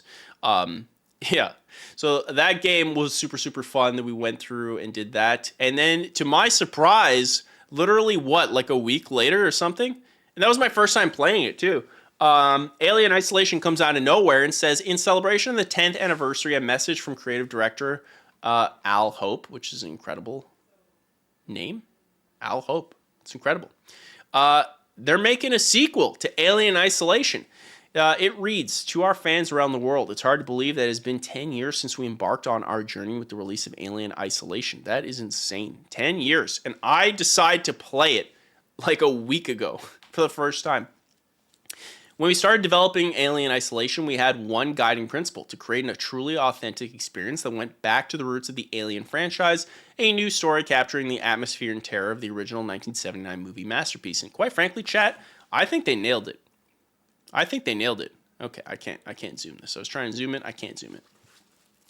Yeah, they did incredible. Like, the atmosphere was absolutely Bebo says insane. it's all right for me to spam TTS. Did you ask your girlfriend for permission to see if you could spam TTS by posting a TTS? Are you both just like sitting right beside each other chuckling? Is that what's happening? Everything's good on text-to-speech until it's turned off. That's when you know it needs to be off. If it's on, it's good. It's been nothing short of incredible to witness your passion for the game over the years and see it reach so many players around the world.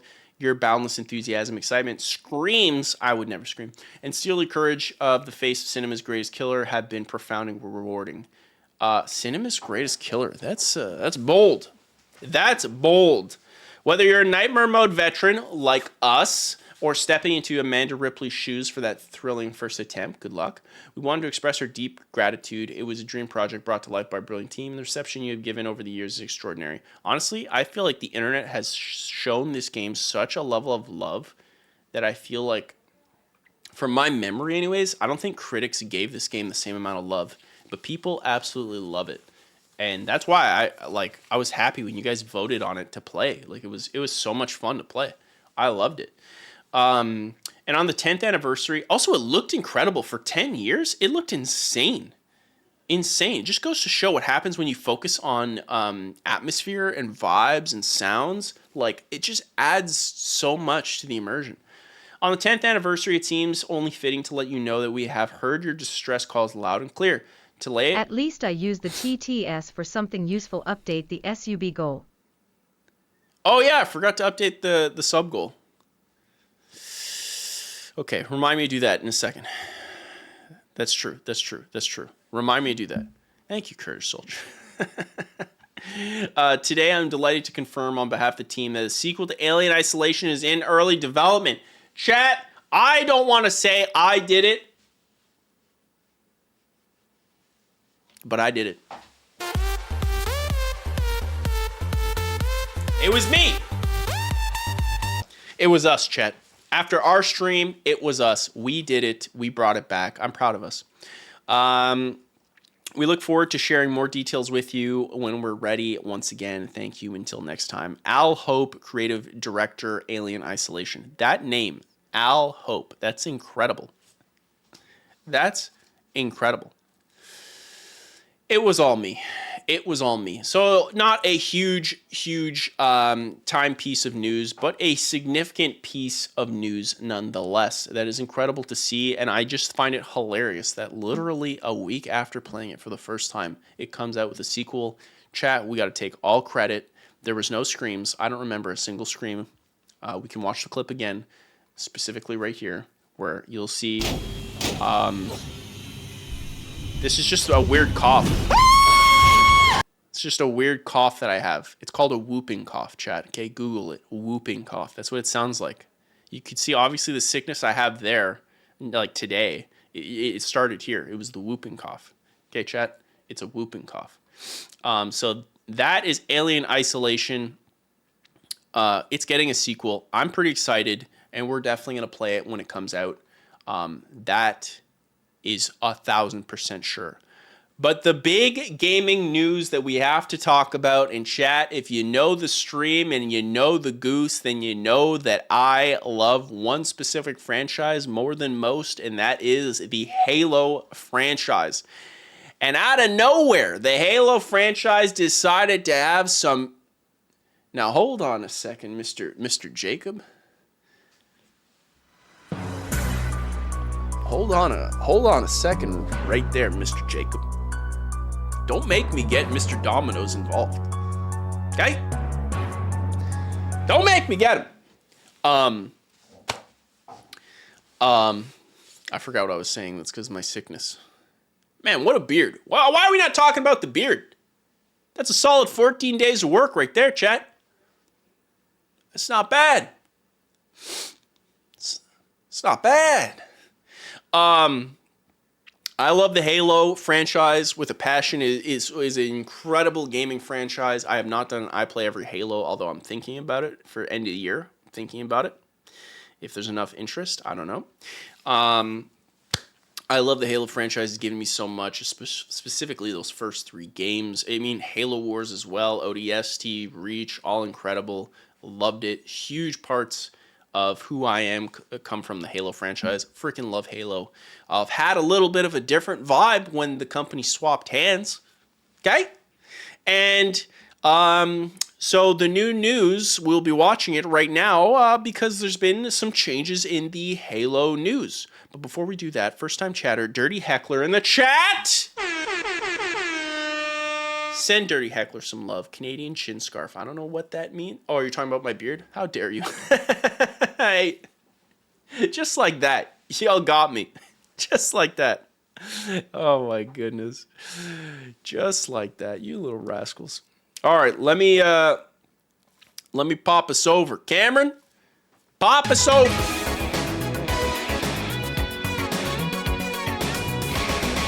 Thank you, Cameron.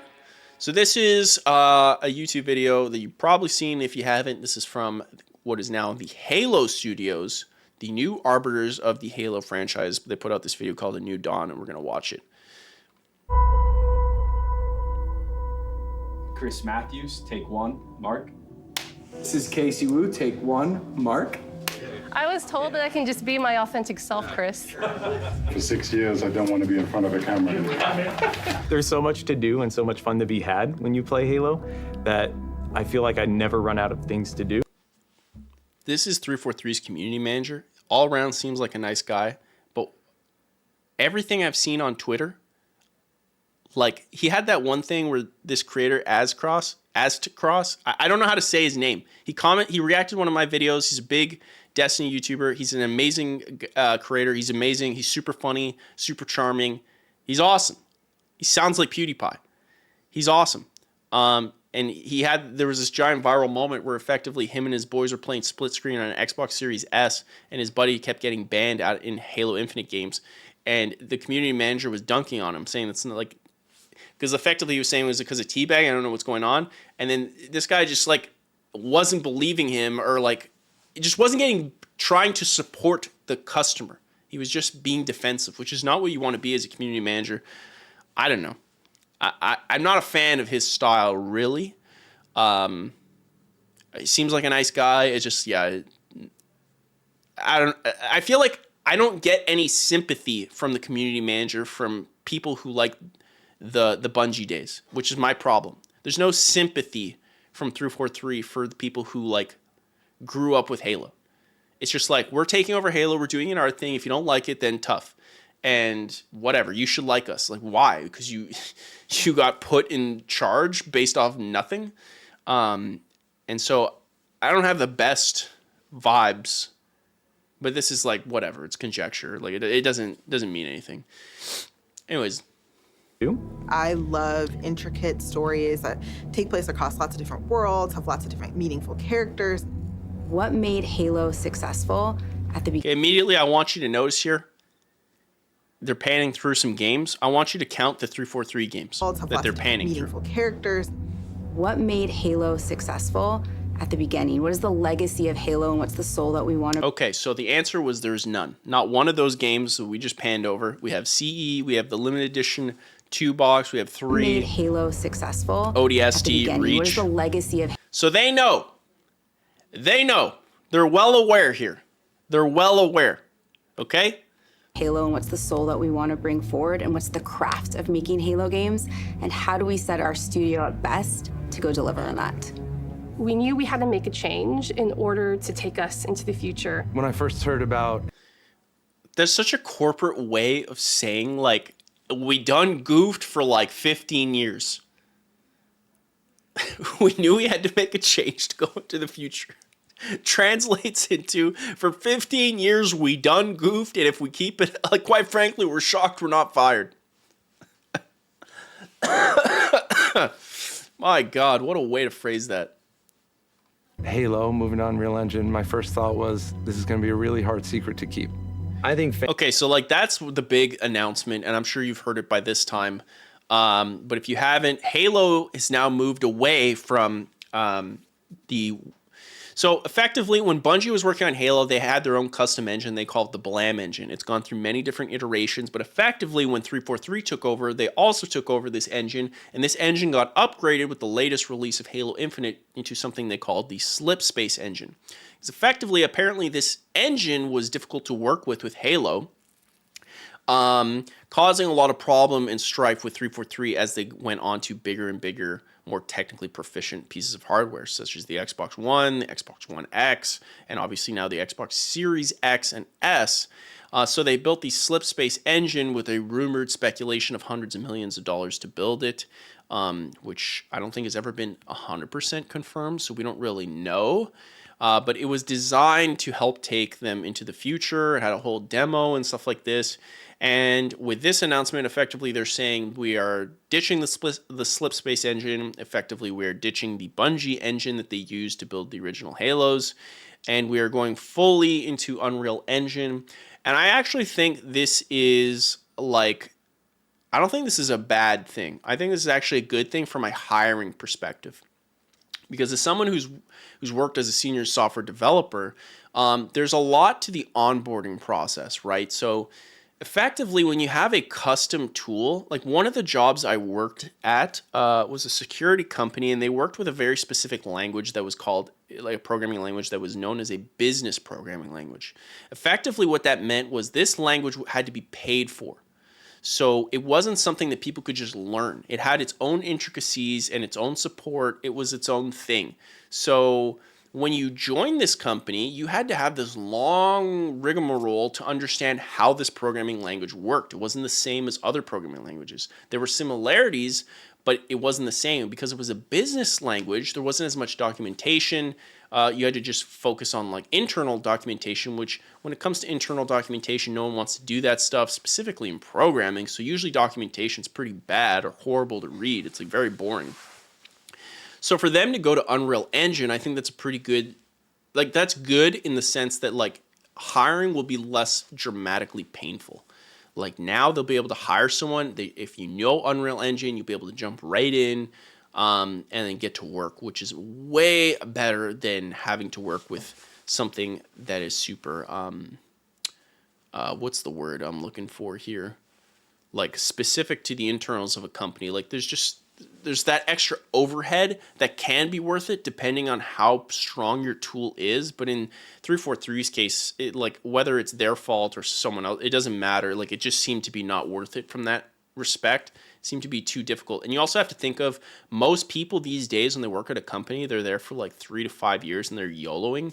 And the game development scene, I'm not sure, but like in like traditional software development, like I would even say less. Most people are just like they're hopping to new companies to get bigger bags because you will never get a big promotion to keep like to bump your salary up a dramatic amount in software development as much as you will ditching your company and moving on to another company. You'll get a much bigger bag. And so that's why you see in the software development space, you see so many people flip-flopping between companies so often.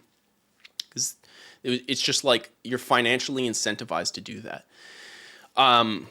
So I think this makes a ton of sense because in that case as well, people are not penalized for staying at the company. Because if I stayed at 343 working on the Slip Space engine for 10 years, that's the only engine I know. Me going to another company, like, of course, it's going to be very, very difficult for me to get hired elsewhere because, sure, I may have helped build Halo, sure, in some regard, but I don't have the experience with these other tools that everybody else has, and so I'm at a disservice. So I'd probably have to, take up my own time, figure out how to use the new tools such as Unreal Engine, and that'd be a real big pain. So I think this move is actually really smart, and Unreal Engine seems like an insanely powerful tool that I'm going to be jumping onto personally at some point in time. I'm not sure if I'll make that a stream or something like that, but I do have some ideas there that we're going to be jumping into, and I think that'll be really cool. But we'll touch on that later. So I think this is a good move. However, it's the gameplay I care about, and I don't know how well that's going to transfer over, but we'll see. We'll see. Because Halo is so specific with the physics, and a lot of that stuff comes from the engine, from my understanding. So I don't know. We'll have to see. Fans are going to be excited about the future of Halo because of the possibilities that are afforded us by using Unreal. Before, we really had to split our focus in thinking about building an engine, supporting it, being really... Yeah, so this is exactly, I mean, she's nailing it here. When you have a company that has its own internal tools like this, like super huge and important internal tools, it like, that's why it's always strange when companies go for this route, as if it's like, we need to make our own engine so we don't pay Epic the cut for their engine. It's like, you're paying them a cut, sure, but you don't have to have maintenance. You don't have to... An Unreal Engine 5 Halo will eat RTX 4090 for dinner. That's true. It might. It might. But, like, effectively, like, all that... When you build these internal tools, it's such a burden on the company. Like, you have to maintain it. You have to support it. You have to make sure people understand it. You have to have onboarding for it. You have to train everybody about it. Like, it's basically splitting your company into two different parts. Like, one working on the creative and one working on the tooling. And it can be a huge taxing pain that could be super expensive. Really kind of a tech company and a studio at the same time. Exactly. Since we've made the change to shift to UE, we can bring Halo forward in ways that people have never seen before while still being true to what Halo is. And like she touched on it, being like a tech company here, like now they can just focus on being a game company. And we really don't know how much that was affecting 343. I mean, whatever. Bungie was able to like clutch it, but these were in the 360 and Xbox original days. Who knows, like with the amount of technology we have now, how they'd be able to handle it. I mean, granted, they're doing A-okay with Destiny, but these are different groups of people. We have no idea how this would work. It's just nice that they like can just focus on making a great game rather than trying to make a great engine at the same time. Like, you don't want to just focus on multiple things. You want to get laser focused on one thing and then just do that one thing. That being said, they do say something later on in the video that changes this a bit, but the Foundry project we'll touch on that in a second. An effort to show ourselves how far we can push things using Unreal 5. Our new studio art director, Chris, came to me and said, hey, I have this crazy idea. He said, hey, there's this thing called Project Foundry that I want to do. Let's make it happen. Foundry specifically is based around the same concept of the Foundry in Halo lore. It's the place where Halo rings are born.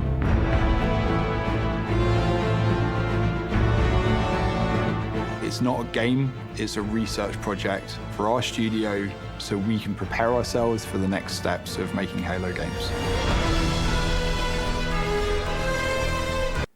See, this is kind of where I already have like a controversial take.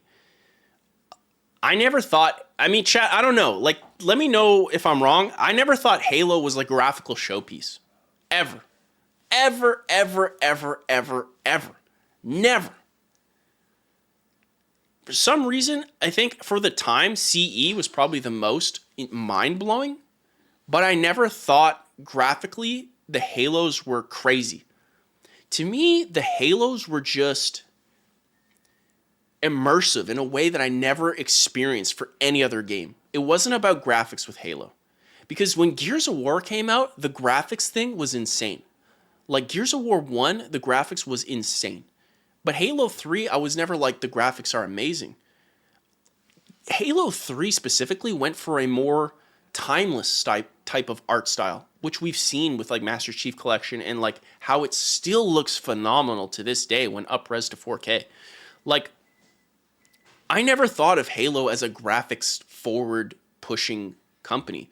So that's like this whole showcase showing the Halo scenes, the Halo biomes. You're going to see a little bit more as we let it play on. It doesn't do anything for me personally because for me, Halo was always about the experience. Like, you felt so immersed in Halo. The environmental storytelling and the gameplay. Like, the gameplay was... It's not just the shooting. It's not just the melee. It's not just the grenades. It's this flow and the way the AI works. Like, I think Halo might have the best AI I've ever played with in my life. The way that the Covenant move towards you and react to the way you play, like from the elites to the grunts to the jackals to the hunters, like the brutes, like the elites that are camo based with the swords. There's just something about their AI that is so incredible that clearly Bungie took a little bit into Destiny, because Destiny copy pasted a bunch of that stuff. Obviously, it makes a ton of sense for them to do that. If they didn't have Halo architecture in these vids, it would just look like a UE5 showcase vid of some mountains. Yeah, that's why I personally think this is a little stranger. Granted, like, the internet is such a weird place where it's just like, if you show some form of, being skeptical, which, if we're being honest with 343, after like the years of just mess ups, and people will say, well, no, like the Halo games, like, I liked 4, or I liked 5, the multiplayer was amazing in 5, or I liked Infinite. It's like, sure, fine. But like, people are playing Master Chief Collection more than the free-to-play version of Halo Infinite. Let that sink in, dude. Not even on Game Pass comparisons. I'm talking straight up Steam. It's free to play, and people are paying for Master Chief Collection on Steam to play the old games over the free game. That is insane, dude. That is insane. And then you look at games like Counter-Strike that stay true to what Counter-Strike is, and it's the biggest game out there. There's no sprinting. It's tactical. And that's the thing that I think a lot of people don't understand with, like, the push to... People discount Halo 4's multiplayer, which I think is fair, because it focused really hard on being Call of Duty-like, with its, like, score streaks and all that stuff. But, like, people push Halo 5's multiplayer and Halo Infinite, and it's just like, you may like them, but Halo 3 and Halo 2 were, to me, they were like chess. They were a team game of chess. When you committed to something, you were stuck. You committed, and it was a risk, and you had to basically, like, you committed. You had to go through with what you did. And so every decision you made in the multiplayer had different aspects of it, right? In Infinite and 5, you had so many get out of jail free cards. Whether it was boosting out, sprinting out, popping an overshield out of nowhere. Like, these things, they change the fundamentals of the game, where on paper, it may look to be the same. Hey, they both have BRs. Hey, one just sprints and clambers. It's not the same. One was more chess-based, more strategic. This is something Counter-Strike's really good at. Like, that stuff matters. Like, Halo Infinite, you can just, like, again, I've named a couple things you can do, but you can, like, snap slide right out. Like, there's just so many, like, movement-based, like, annoying things to get out of situations. It should not be like that. If I get into a situation, I'm screwed. I need to skill my way out, not movement my way out, or pull some overshield that I tucked in my pocket that nobody remembers. It's just not the same. Whereas, like, Halo 3, it was like, here's the overshield. Halo 2, Halo 1, here's the overshield. It's going to hit at this time code. It will be right here. And after 2 minutes of use, you have to remember when people used it. Because they touch it, it's immediately used. If you don't see it there, it's been used. 2 minutes from the time it's been used, boom, it's going to be back. I have to remember. I'm looking at the time. Like, it's not being reminded. There's so much more to the original Halo's gameplay in the multiplayer sense that just these new Halos don't do. And I see people making the comparisons from, like, face to face, like, well, this one has the BR and this one has the BR and this one you can just move faster. It's like, no, man, there's so much of a bigger deal, especially with the clambering, the jumps. You had to be specific with the jumps. You couldn't make everything. You had to use the crouch jumping. Like now crouch jumping is like basically gone. It's like this weird, it's just it's a slide game now. Yes, I don't like it personally. That is the main reason I don't like it. I like there's certain parts about Infinite I really like. Like I think the gameplay feels good, but it's a less strategic game in my opinion, from a mental strategic way. In the same way I get that same feeling when I play Counter-Strike. I suck at Counter-Strike. I don't have like I got into Counter-Strike too late, so I don't know the recoil patterns. I'm not going to learn the recoil patterns, but I think stuff like that is genius, and that would fit really well into Halo. The idea in Counter-Strike where they don't have a sprint button, they have a walk button, is effectively what Halo had. Halo, you were always sprinting, and you could crouch, and all of a sudden you wouldn't show up on the radars anymore. Like that stuff, I think would be great additions inside Halo, especially in the pro scene where there's no radar. Like if you could, when you crouch walk, you don't make any footsteps, and they really made footsteps a big deal in Halo. And all of a sudden it's like you were always sprinting, like in Halo CE 2 and 3. The Spartan was always sprinting. There was no sprint button, but you were sprinting. Like if you looked at your Spartan, he was sprinting. I think that's a much better way to go. Because the thing... If it is about graphics now, instead of a test project they could just remake an OG Halo, it was easier to make, and no room to mess up anything. And I think that's what they're doing, and we'll see that in 2 seconds. But to like end on like my little rant here, I just don't think graphics is the thing I would showcase. I don't care about the graphics. Like whatever, anyone can make good graphics on Unreal Engine. I see so many fan projects on Halo stuff where everybody makes great graphics. I couldn't care. And honestly, if I'm being real, like this doesn't evoke Halo vibes for me. It looks cool. Again, looks cool. Again, looks cool. Like it looks cool. It's graphically cool. There was so much more than graphics in Halo. Like the blood drippings, the blood splatters. Like there was so much to the environmental storytelling that were incredible. The animations of the brutes, when you first run into them in Halo 3, you come out and it's just like incredible. So many great stuff. Oh yes, the head popping confetti for the grunts. Absolutely love it. In fact, when you guys follow me, I'm pretty sure it's the Halo. That's what it is. If someone's not followed on the channel right now and is watching, please click follow, because I'm pretty sure my goldfish brain already forgot. I'm pretty sure the follow sound is the grunt birthday thing, because I'm a giant Halo stan. I'm pretty sure. Anyways, let's continue on. The original Halo franchise was a graphics showcase. It wasn't.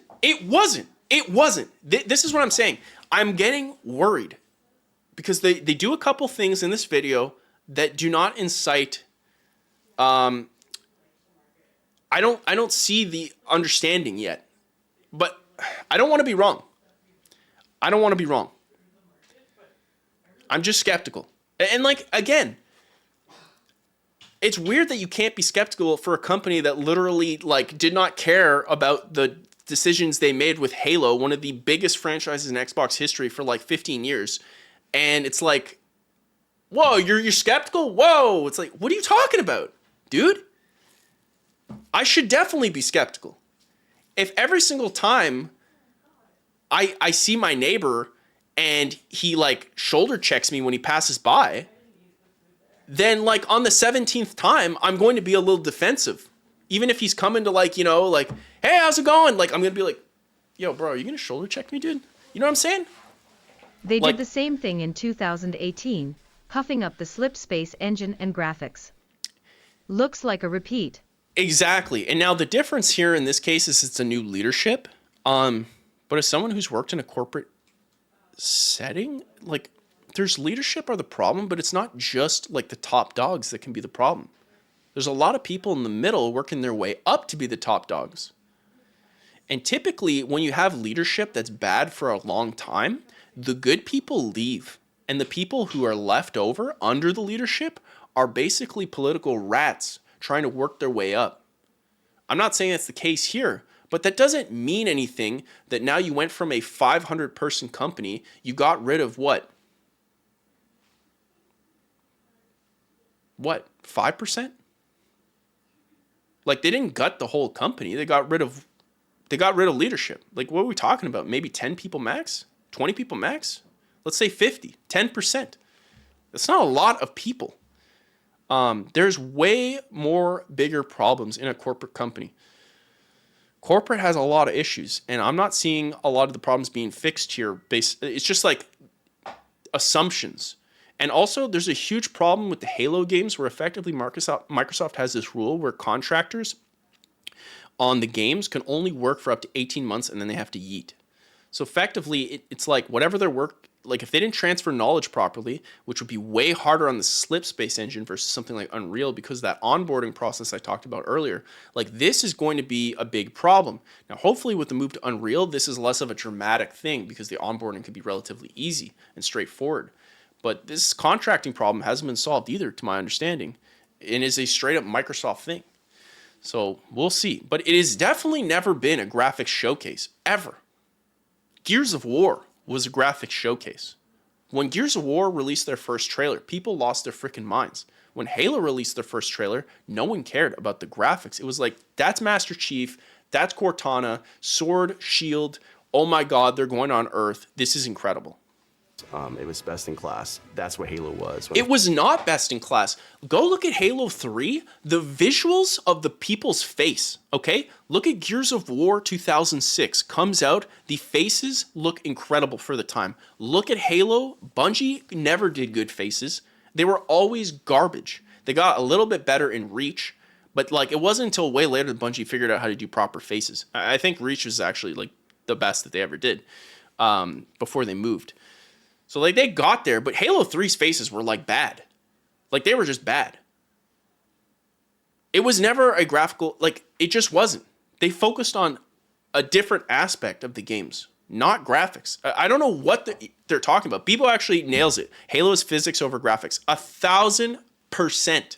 It's the gameplay, the immersion. I don't know what people are talking about. And quite frankly, I know they would say this in this video, but the people online saying this is insane to me. Halo has never been a graphical showcase, ever. And it doesn't have to be. That's why I say, literally, you could just remake Halo 3. Just bring it back. Halo 3, just Halo 3 Anniversary. I think you'd be set. It's a timeless graphic in the way that Counter-Strike is. It doesn't need to be a powerhouse. Counter-Strike is not a graphical powerhouse, and it is bigger than like 99% of Microsoft's flagships. The only one I can say that's probably bigger than Counter-Strike, or is definitely bigger than Counter-Strike, is Minecraft. Again, not a graphical showcase. Stop with the graphics. All these big AAA companies, stop with the graphics. Counter-Strike is bigger than 99% of all of your games. It's not graphically intensive. Minecraft, not graphically intensive. Like, Grand Theft Auto is like a 10-year-old game at this point. It's not graphically intensive. It can look nice on PC, but it wasn't bought the majority of the place on PC. It's consoles. Like, see, look, it is the Halo grunt happy birthday thing. Thank you, It Is Soldier, for the follow. You're beautiful and enthusiastic. We'd love to have you here. Just game developers, give up on the graphics thing. We've hit a point of diminishing returns. You would be so much better to focus on gameplay and immersion in the same way that, like, Elden Ring is the perfect... I do kind of like that they changed their name. No one is buying a game with 343 on it anymore. Yeah, but they could have been more creative than just Halo. Yeah, we're going to touch on that in a second. But to finish my point, effectively I was saying, like, look at Elden Ring. It's the perfect marriage of, like, immersion with gameplay. That's all you need. Stop with the graphics thing. It's so just stupid at this point.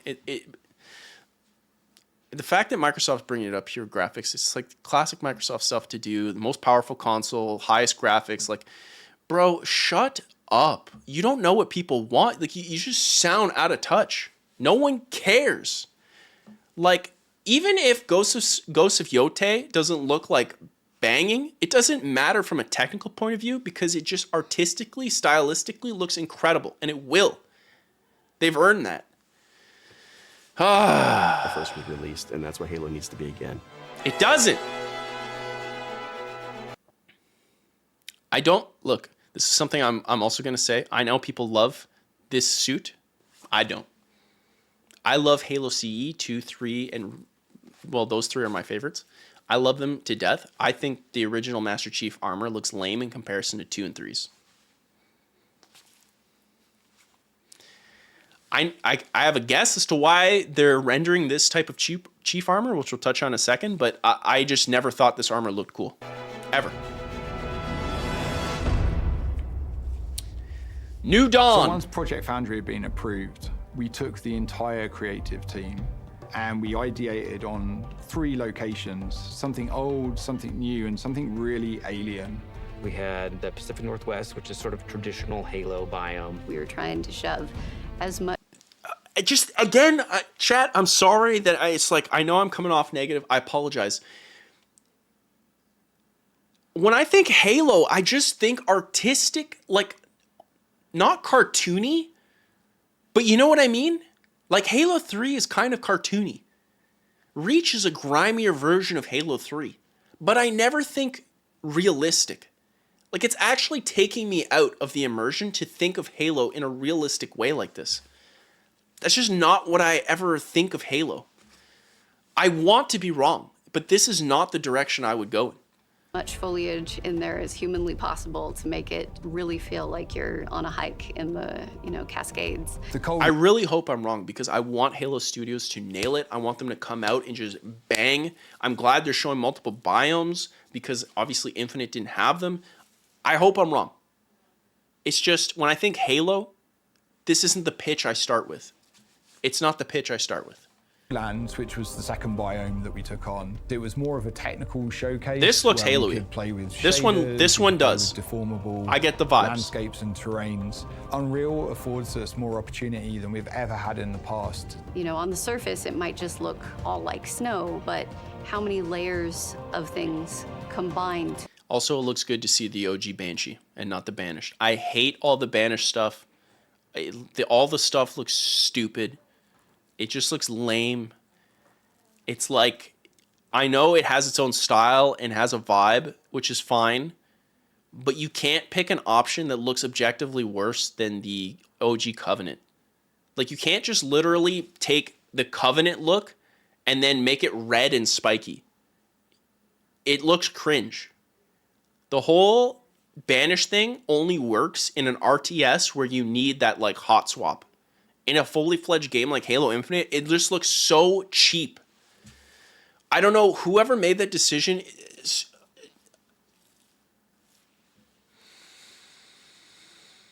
To really give that winter look. And then our third biome was the Blightlands, which is any land that's been completely taken over by the flood. I want 15 years for them to go back to the flood, by the way. 15 years. 15 years to go back to the flood. 15 years. 15 years back to the flood. To give our team the opportunity to really express an alien world, a really alien world, taking Looks incredible. Way further Team did a than great they've job. Actually done in previous Halo games. What's impressed me about watching the Halo team work in Unreal is how beautiful everything looks, how incredible the environments look. I don't think we've seen anything quite like it in Unreal Engine before. Fortunately, we have a studio that's really passionate about Halo, about the look and the feel, and I think there's a lot. Where were you guys 5 years ago? 6 years ago? 7 years ago? 10 years ago? Where were y'all then? You're telling me that 10% of the people you fired, they were the people responsible for that? Again, I'm just sus because Microsoft specifically is known for just regurgitating a bunch of bull on screen. Look at Redfall. Look at the way they fired the guys behind, I keep forgetting that game. Tango Gameworks. It was, what was it called? The anime game, the music game. Hi-Fi Rush. The way they gutted that, the Starfield debacle, the way they messed up with the Xbox Series S and Baldur's Gate 3, They just like forced it so they couldn't release Baldur's Gate 3 on Xbox because of like some stupid rule. Like the constant marketing that they're the most powerful console of all time with the greatest games lineup in history, and it's like such a lie. Such like Microsoft's the king of out marketing what they can actually do. They promise way more than they can actually deliver. Microsoft is the king at that. Ever since going to Xbox One, the king. Like, Microsoft's just known for promising 1,000 things and then you get the game and it's like, what? This isn't anything like you sold me. A lot of hunger to really collaborate, to move forward together. Foundry was an initiative that touched on every part of the creative process. So good that I forgot its name, Benny. I remembered it, Benny. It came to me, okay? Process. Everything from concept art, VFX, characters, vehicles, and weapons to make the future games of Halo. Creating an asset, taking this design, now we can really dig into material foundations. What is it actually made of? How is it physically accurate to the world? Now we get to take all the wonderful legacy assets that we have, bring them to life, and bring them to today's standards.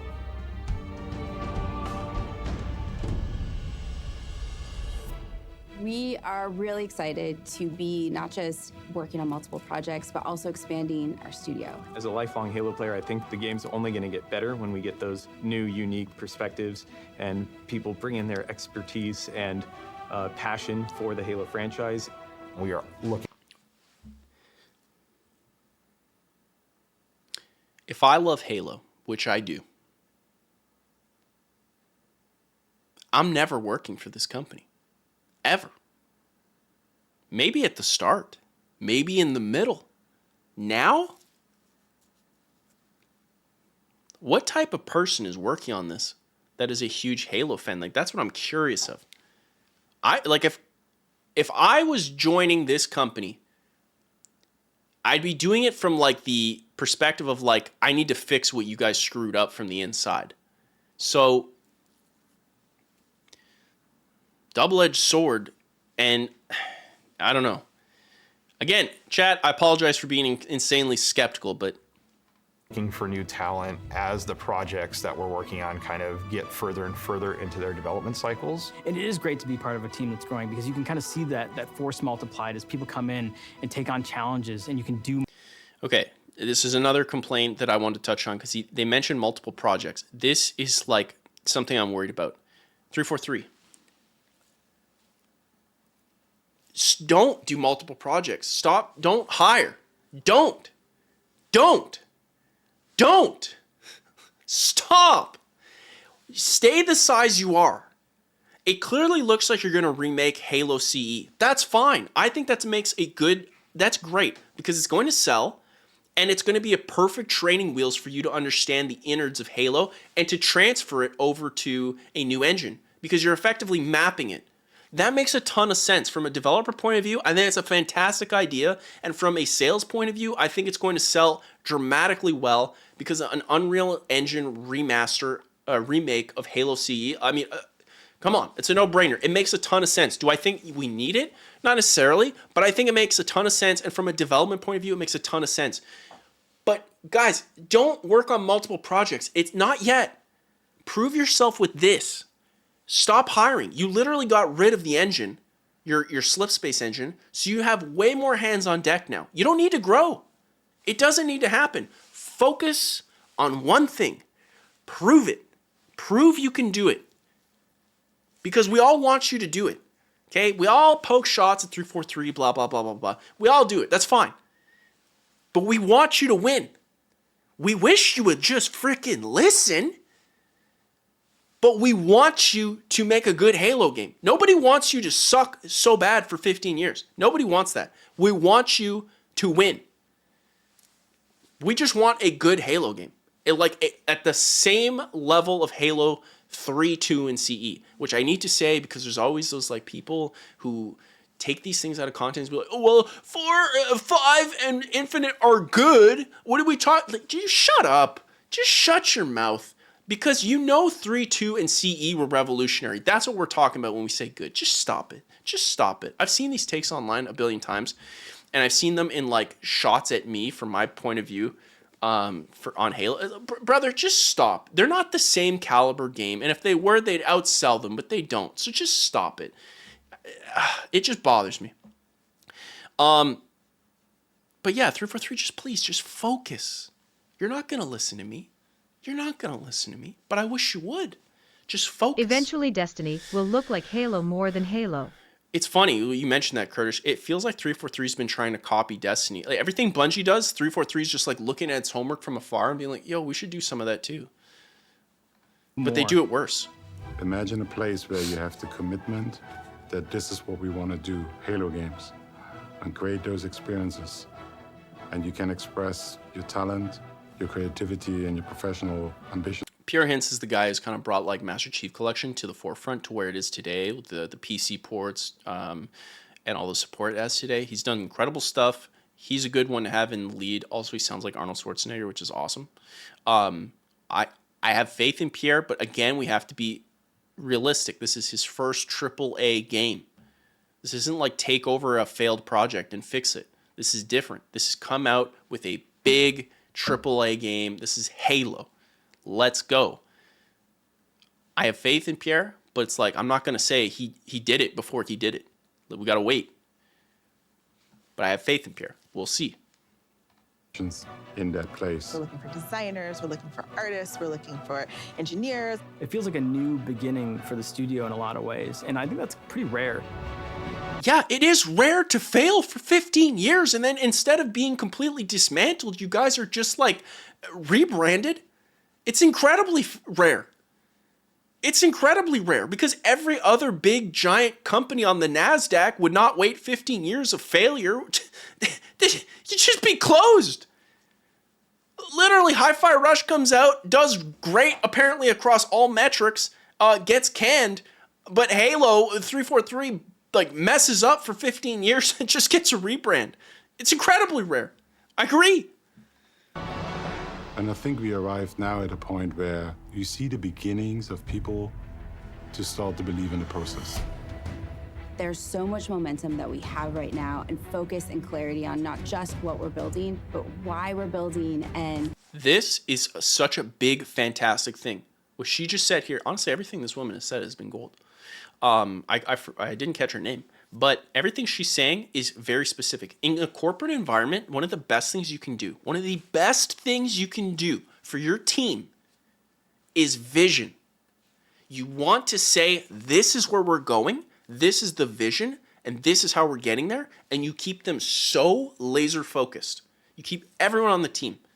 Because that stops a lot of like stupid conversations from having in a corporate world, because there's always going to be people who are trying to go up the political chain. But it's like, there's so much happening in a giant company that when you have a pure vision like this, it helps people not only know what to do, but how to add without being asked, because they know what you want. They know what the end goal is. It's like, if I say I want a cheeseburger with like, you know, like spicy mayo, and I want like, you know, like American cheese, it's like very specific vision. Then like, you know, I could go away and then you can go add the American cheese, or someone can make the spicy mayo on the side. Whereas if I just say I want a delicious American burger, well, we might get one with bacon in it. We might get someone trying to get like creative and put like alfalfa sprouts because they're trying to like, oh, well, this is a crazy different twist on the American burger. The more specific your vision is in a giant company, in a corporate company, 1,000 times better it is. 1,000 times better. When you're not, it causes so many problems internally. And so this is, what she's saying is a great sign. kind of this next phase of Halo. The worlds that we're building, the stories that we're going after. Don't do stories. Don't do stories. Do story. Do story. And that story, from what I'm seeing, is a Halo CE remake. Just focus on the story. Don't get clever. Just do the story. No stories. Story. The potential at Halo right now is huge. Halo Infinite was the last remnants of how we made Halo games in the past. That was our recipe. And what we are doing right now, we're changing that recipe. You see, I'll be honest. I don't like what this looks like. This looks like a toy. He looks like a toy. I just don't like the suit. I never did. I assumed nobody liked the suit. I take that back. I know people like the suit. But I just assumed when we went from CE to 2 and Bungie was like, yeah, we're changing the suit. And then they doubled down on that suit in Halo 3. I just assumed everyone was on board. The 2 and 3 suits were way better. So to me, if they make this render, all these renders, these locations, it seems like 100% confirmed we're getting a Halo CE remake, which again, I will clarify, this is a genius move for a studio that is changing engines to build a confidence among themselves, to have a perfect like roadmap to go like, okay, it looked like this here, and we need to make it look like this, but in Unreal over here. It's genius. It makes a ton of sense, and from a sales perspective, it's great, especially if you look at like Gears E-Day and how that was perceived by the public. We're all hyped to go back. This will have the same vibe. This look is not the right look. A little bit more gritty. Like you have a realistic background, and then you have a toy-like chief. Granted, this is just their research project. We don't know. But again, this is also their first demonstration of what they're doing. So, I don't know. And this is where we find out that 343, now the new company, is formerly known as 343, has now been renamed to the Halo Studios. So that's that. I need to poll you guys. I need to know how you guys feel about this. Do you have faith? I want your honest answer. They'll just, because I know I have my feelings, but the new name suits you, but it cannot hide that mark. Nothing ever will.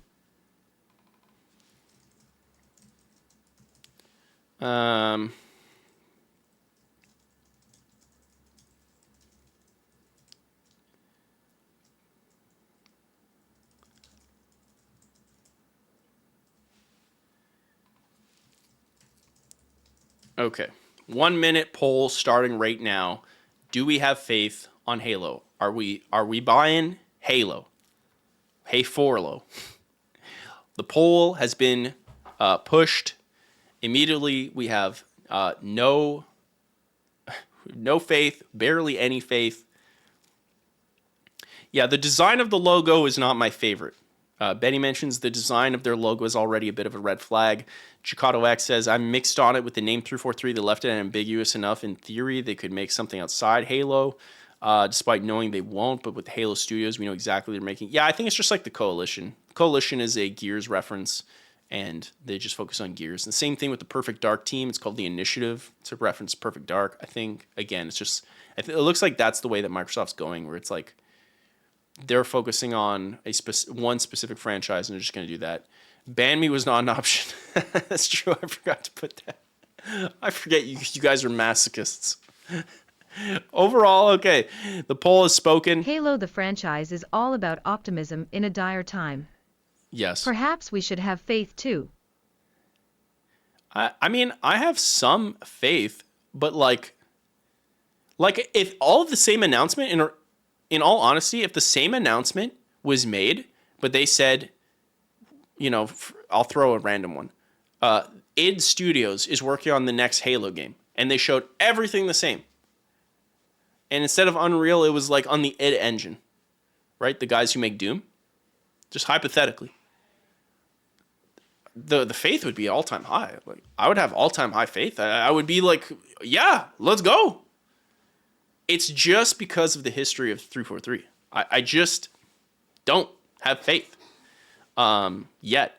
You guys have said 44% say they have some faith. I like this. You guys keep me committed. I like this. I want to be wrong. I just don't know if I am, but we will see. In fact, I aggregated a bunch of the facts, and we'll read through them right here. So I said, here's the actual facts. 343 took over Bungie and made 12 years of Halo games, spelled Halo wrong, with their engines that did not hit the same critical mass as Bungie's games. 343 blamed working with the Bungie engine for their mistakes. 343 spent hundreds of millions of dollars to rebuild the engine for Generation 9 consoles, otherwise known as Slipspace. Halo Infinite bombed as a free-to-play Halo game. MCC has more player numbers and isn't free. Like, that's why I would define bomb when a 20-year-old game is outselling your free game. Halo is now being built with Unreal Engine. We just saw that. 343 has about 500 employees. 343 rebranded to Halo Studios with 90% the same people. There's now new unproven leadership for a mainline Halo game and AAA games in general. The Unreal Engine will make onboarding much easier, so I already explained that, and I think that is a huge dramatic win for them. They spent 2 years building a research project, millions of dollars via simple salary math over time, so that is a little scary to me. 2 years of a team building just a research project is weird, but we don't know how many people of the team were working on just the research project. Could just have been a tiny subset, so we don't know. The trailer announcement was their scissor reel to the public with amazing graphical biomes and an OG chief that kind of looks toy-like. Like, to me, that's just objectively true. Microsoft still has contracting problem that caused a lot of the pain for the previous Halo projects. I talked about this earlier, and again, we have no word on if that's changed. That was a serious problem. We have no idea what they're building next, but rumors strongly imply a CE remake. I would say that's all but confirmed. The original 343 CE anniversary, so Halo CE anniversary, I think it released in 2010 or 2011. It was widely disliked for its change to the art style. In fact, most people just play on classic mode. We played, like, I want to say a couple months ago, and we just kept it in classic mode the whole time on MCC. So there's that. No gameplay was shown, so that's a fact. And based off all that, it seems pretty reasonable to be skeptical. For everyone pumped for a new Halo, that's a great power move. More power to you. But I think those who are skeptical totally have the right. Now for that comment. Oh, yeah. Someone made a comment saying Chief looked feminine. I don't know. It's weird. So I don't know. I don't know. I don't know. You know? I don't know. I don't know. You know? Chicago X says Microsoft's already playing in the cross-company toy box since they basically brought over the old COD Zombies mode as a playlist in Halo Infinite, along with 1-to-1 OG COD Zombies map, so Doom X Halo would be amazing. Mr. Danny Lemon, you know. I know something, Mr. Danny Lemon. There's also rumors and speculation that PS5 fans are believing that Halo could make its PlayStation debut. Look, if Halo goes to PlayStation, from a Microsoft point of view, I get it. But Microsoft, if you put Halo on PlayStation, if you're going to do that, ditch the console. Give up the Xbox console. Because if you put Halo on PlayStation, there's no way I would ever care to ever get your consoles ever again. I'll just stick to PlayStation. You know? Like, it's already having problems. And I can't imagine anyone even considers getting an Xbox, whatever the next Xbox console is. I can't imagine anyone cares if they put Halo on PlayStation. Now, to be clear, I think Halo on PlayStation makes a ton of sense from Microsoft's subscription model. For me personally, I think you keep Halo natively on Xbox and you put Game Pass on PlayStation. I think you make all the deals that's what you push. Is you push an app on PlayStation to allow all Xbox games available on PlayStation. That's a win-win for everybody. PlayStation gets every single game imaginable through an app that can be played on cloud. That's fantastic for PlayStation gamers. They get all the Xbox games on cloud. And if they want the native experience, then you go to the console. That works for Microsoft to grow their subscription platform. That works for Sony to get all the games and have the craziest PR. And Sony will even get 30% of all the subscriptions paid for on PlayStation for Game Pass. It's a win-win-win for everybody. But I would not put Halo on PlayStation unless I was fully committed to Game Pass and giving up the console entirely, because it's already dying. In fact, that short that I put out yesterday, I prove it. I don't prove it. I just pull up the facts. The Xbox needs help. You see, everything the Xbox does is technically great. Give me 2 the seconds, we'll controller get to is it. one of the best and most comfortable in gaming. And it tastes just like the real thing. The Xbox Series X has more power than $600 should get you, and it has Microsoft Game Pass, allowing anyone to play hundreds of games for just $20 a month. They love me. But despite all that positivity, it's still failing. You see, at this point in time, the Xbox Series X and S have sold 2 times less than the PlayStation 5. And, like, that's dramatically less than your competitor. And somehow, they're also losing to the Xbox. They also lost to the Xbox One, the worst Xbox. They're losing to the worst Xbox. If you put Halo on PlayStation, this console and your future consoles are dead. They're dead. They're dead. They're dead. They're dead. Yeah, I technically am citing myself, but I'm citing myself citing other data. This is real data. I'm about data over here, okay? Even if it's coming from me, just know that if it's coming from me, it's coming from me through another version of some cited data, okay?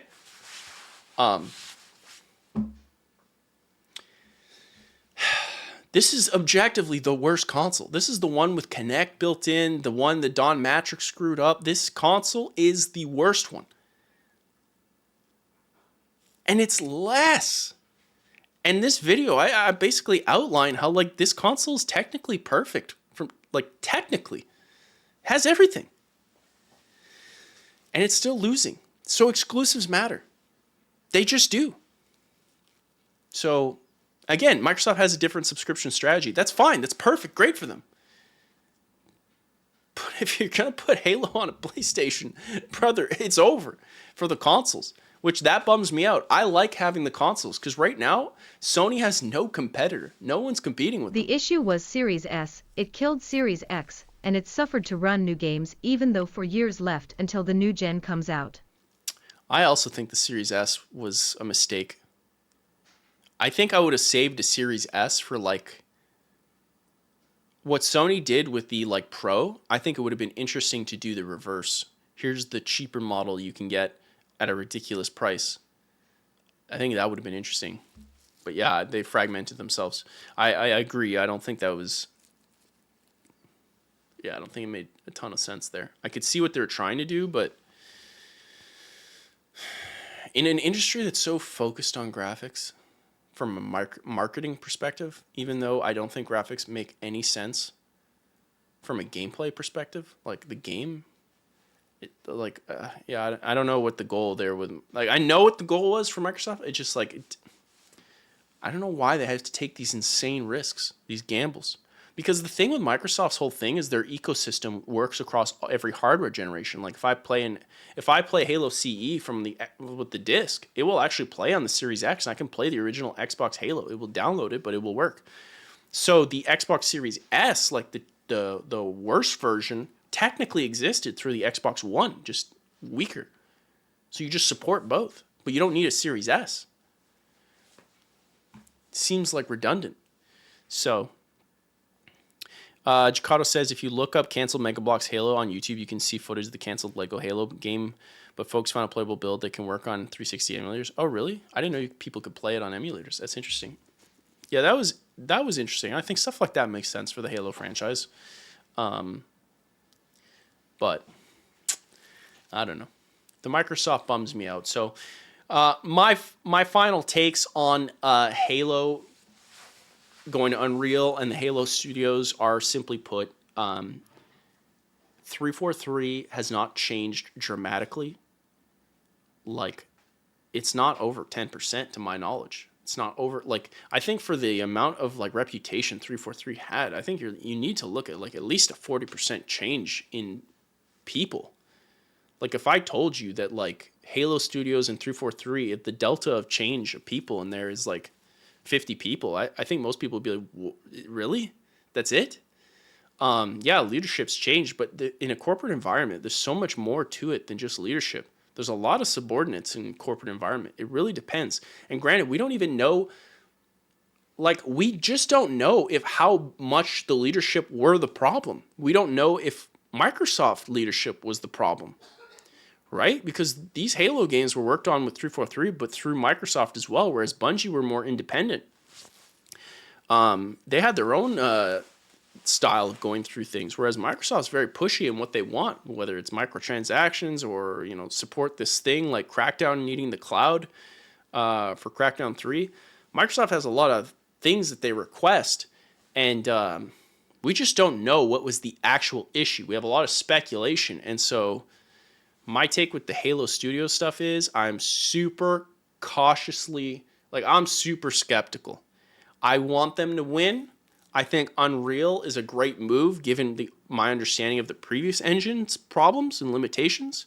And then my understanding in working in a tech company of having your own internal tools, it makes a ton of sense to get rid of all that maintenance, support, and all that stuff. Get it out of there so you can just focus on making a great game. Them saying that they're working on multiple projects and stories, I think that makes no sense. I want you laser focused. I want you focused on making a great Halo game. And it looks like they're doing CE remake, which I think makes it 1,000% sense. I think that is the right call. And if I was in leadership, I'd say do the same thing. I would literally say, yeah, we're remaking CE. This from a developer point of view, from a management point of view, from a sales point of view, marketing point of view, especially if I'm going to put it on other consoles too, it is the move. It's the one you're taking. So we'll see. I have no idea how it will end up, but I hope it brings us back to the glory days of Halo. That is what I want. I love Halo. I will always play the Halos, even begrudgingly. And if I'm being fair, Infinite is much better than 5. I hated 5 with a passion that you guys all know. But Infinite was way better than 5, in my opinion. Chat, I'm surprised I'm even alive given my sickness. It actually seems that, like, for some reason, like, the more I talk, the better I felt. So, chat, I feel like you guys have healing capabilities. We are going to leave things there. At least the Halo TV show is canceled. RIP, aka Die in Hell. Oh my god. Oh my god. I look better than the start. I think I do, eh? I think that's true. I think straight up just I look less tired. Right now in Italy time, it's like 6 o'clock over there, so like I'm getting used to that. Although you can't see it on camera. Maybe you can. I don't know. I'm feeling sweaty. Like I'm feeling the sweats. It's not hot in this room, but like I keep getting flash sweats. Heyo. Also, first time chat, Matthew Aaron 83, love the aesthetic. We love you, Matthew Aaron. We love you. So chat, actually we went way further than I thought we would, because I thought I would die on screen. I want to quickly... Done leave. Your beard is growing. Friggin' right. Friggin' right, chat. Next week you'll come back and it'll be 1 millimeter longer. You watch. Chat.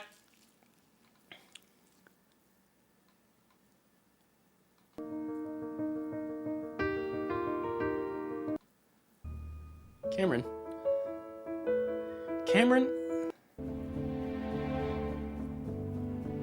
Sure. No, Cameron, actually, I'm not feeling this one either. Make another one. Okay. Mwah! Thank you, Matthew Aaron. Chat, this has been an incredible Goose Morning Live. We're back. We're here. We're in the motherland. We're doing it the way it was meant to be done. We're going to the moon. Tomorrow is Soup Subaru Sunday. Let me get it here. I will try to get some of these games. Feel free to make your suggestion here for Halloween. We have a bunch of great ones already. So I'll go through these.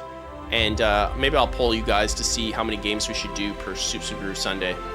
I know you guys said you guys like the multiples, so we'll put it up to a poll. We'll see. Maybe I won't. Maybe I'll just do multiple. I don't know. I kind of want to play that Silent Hill game too.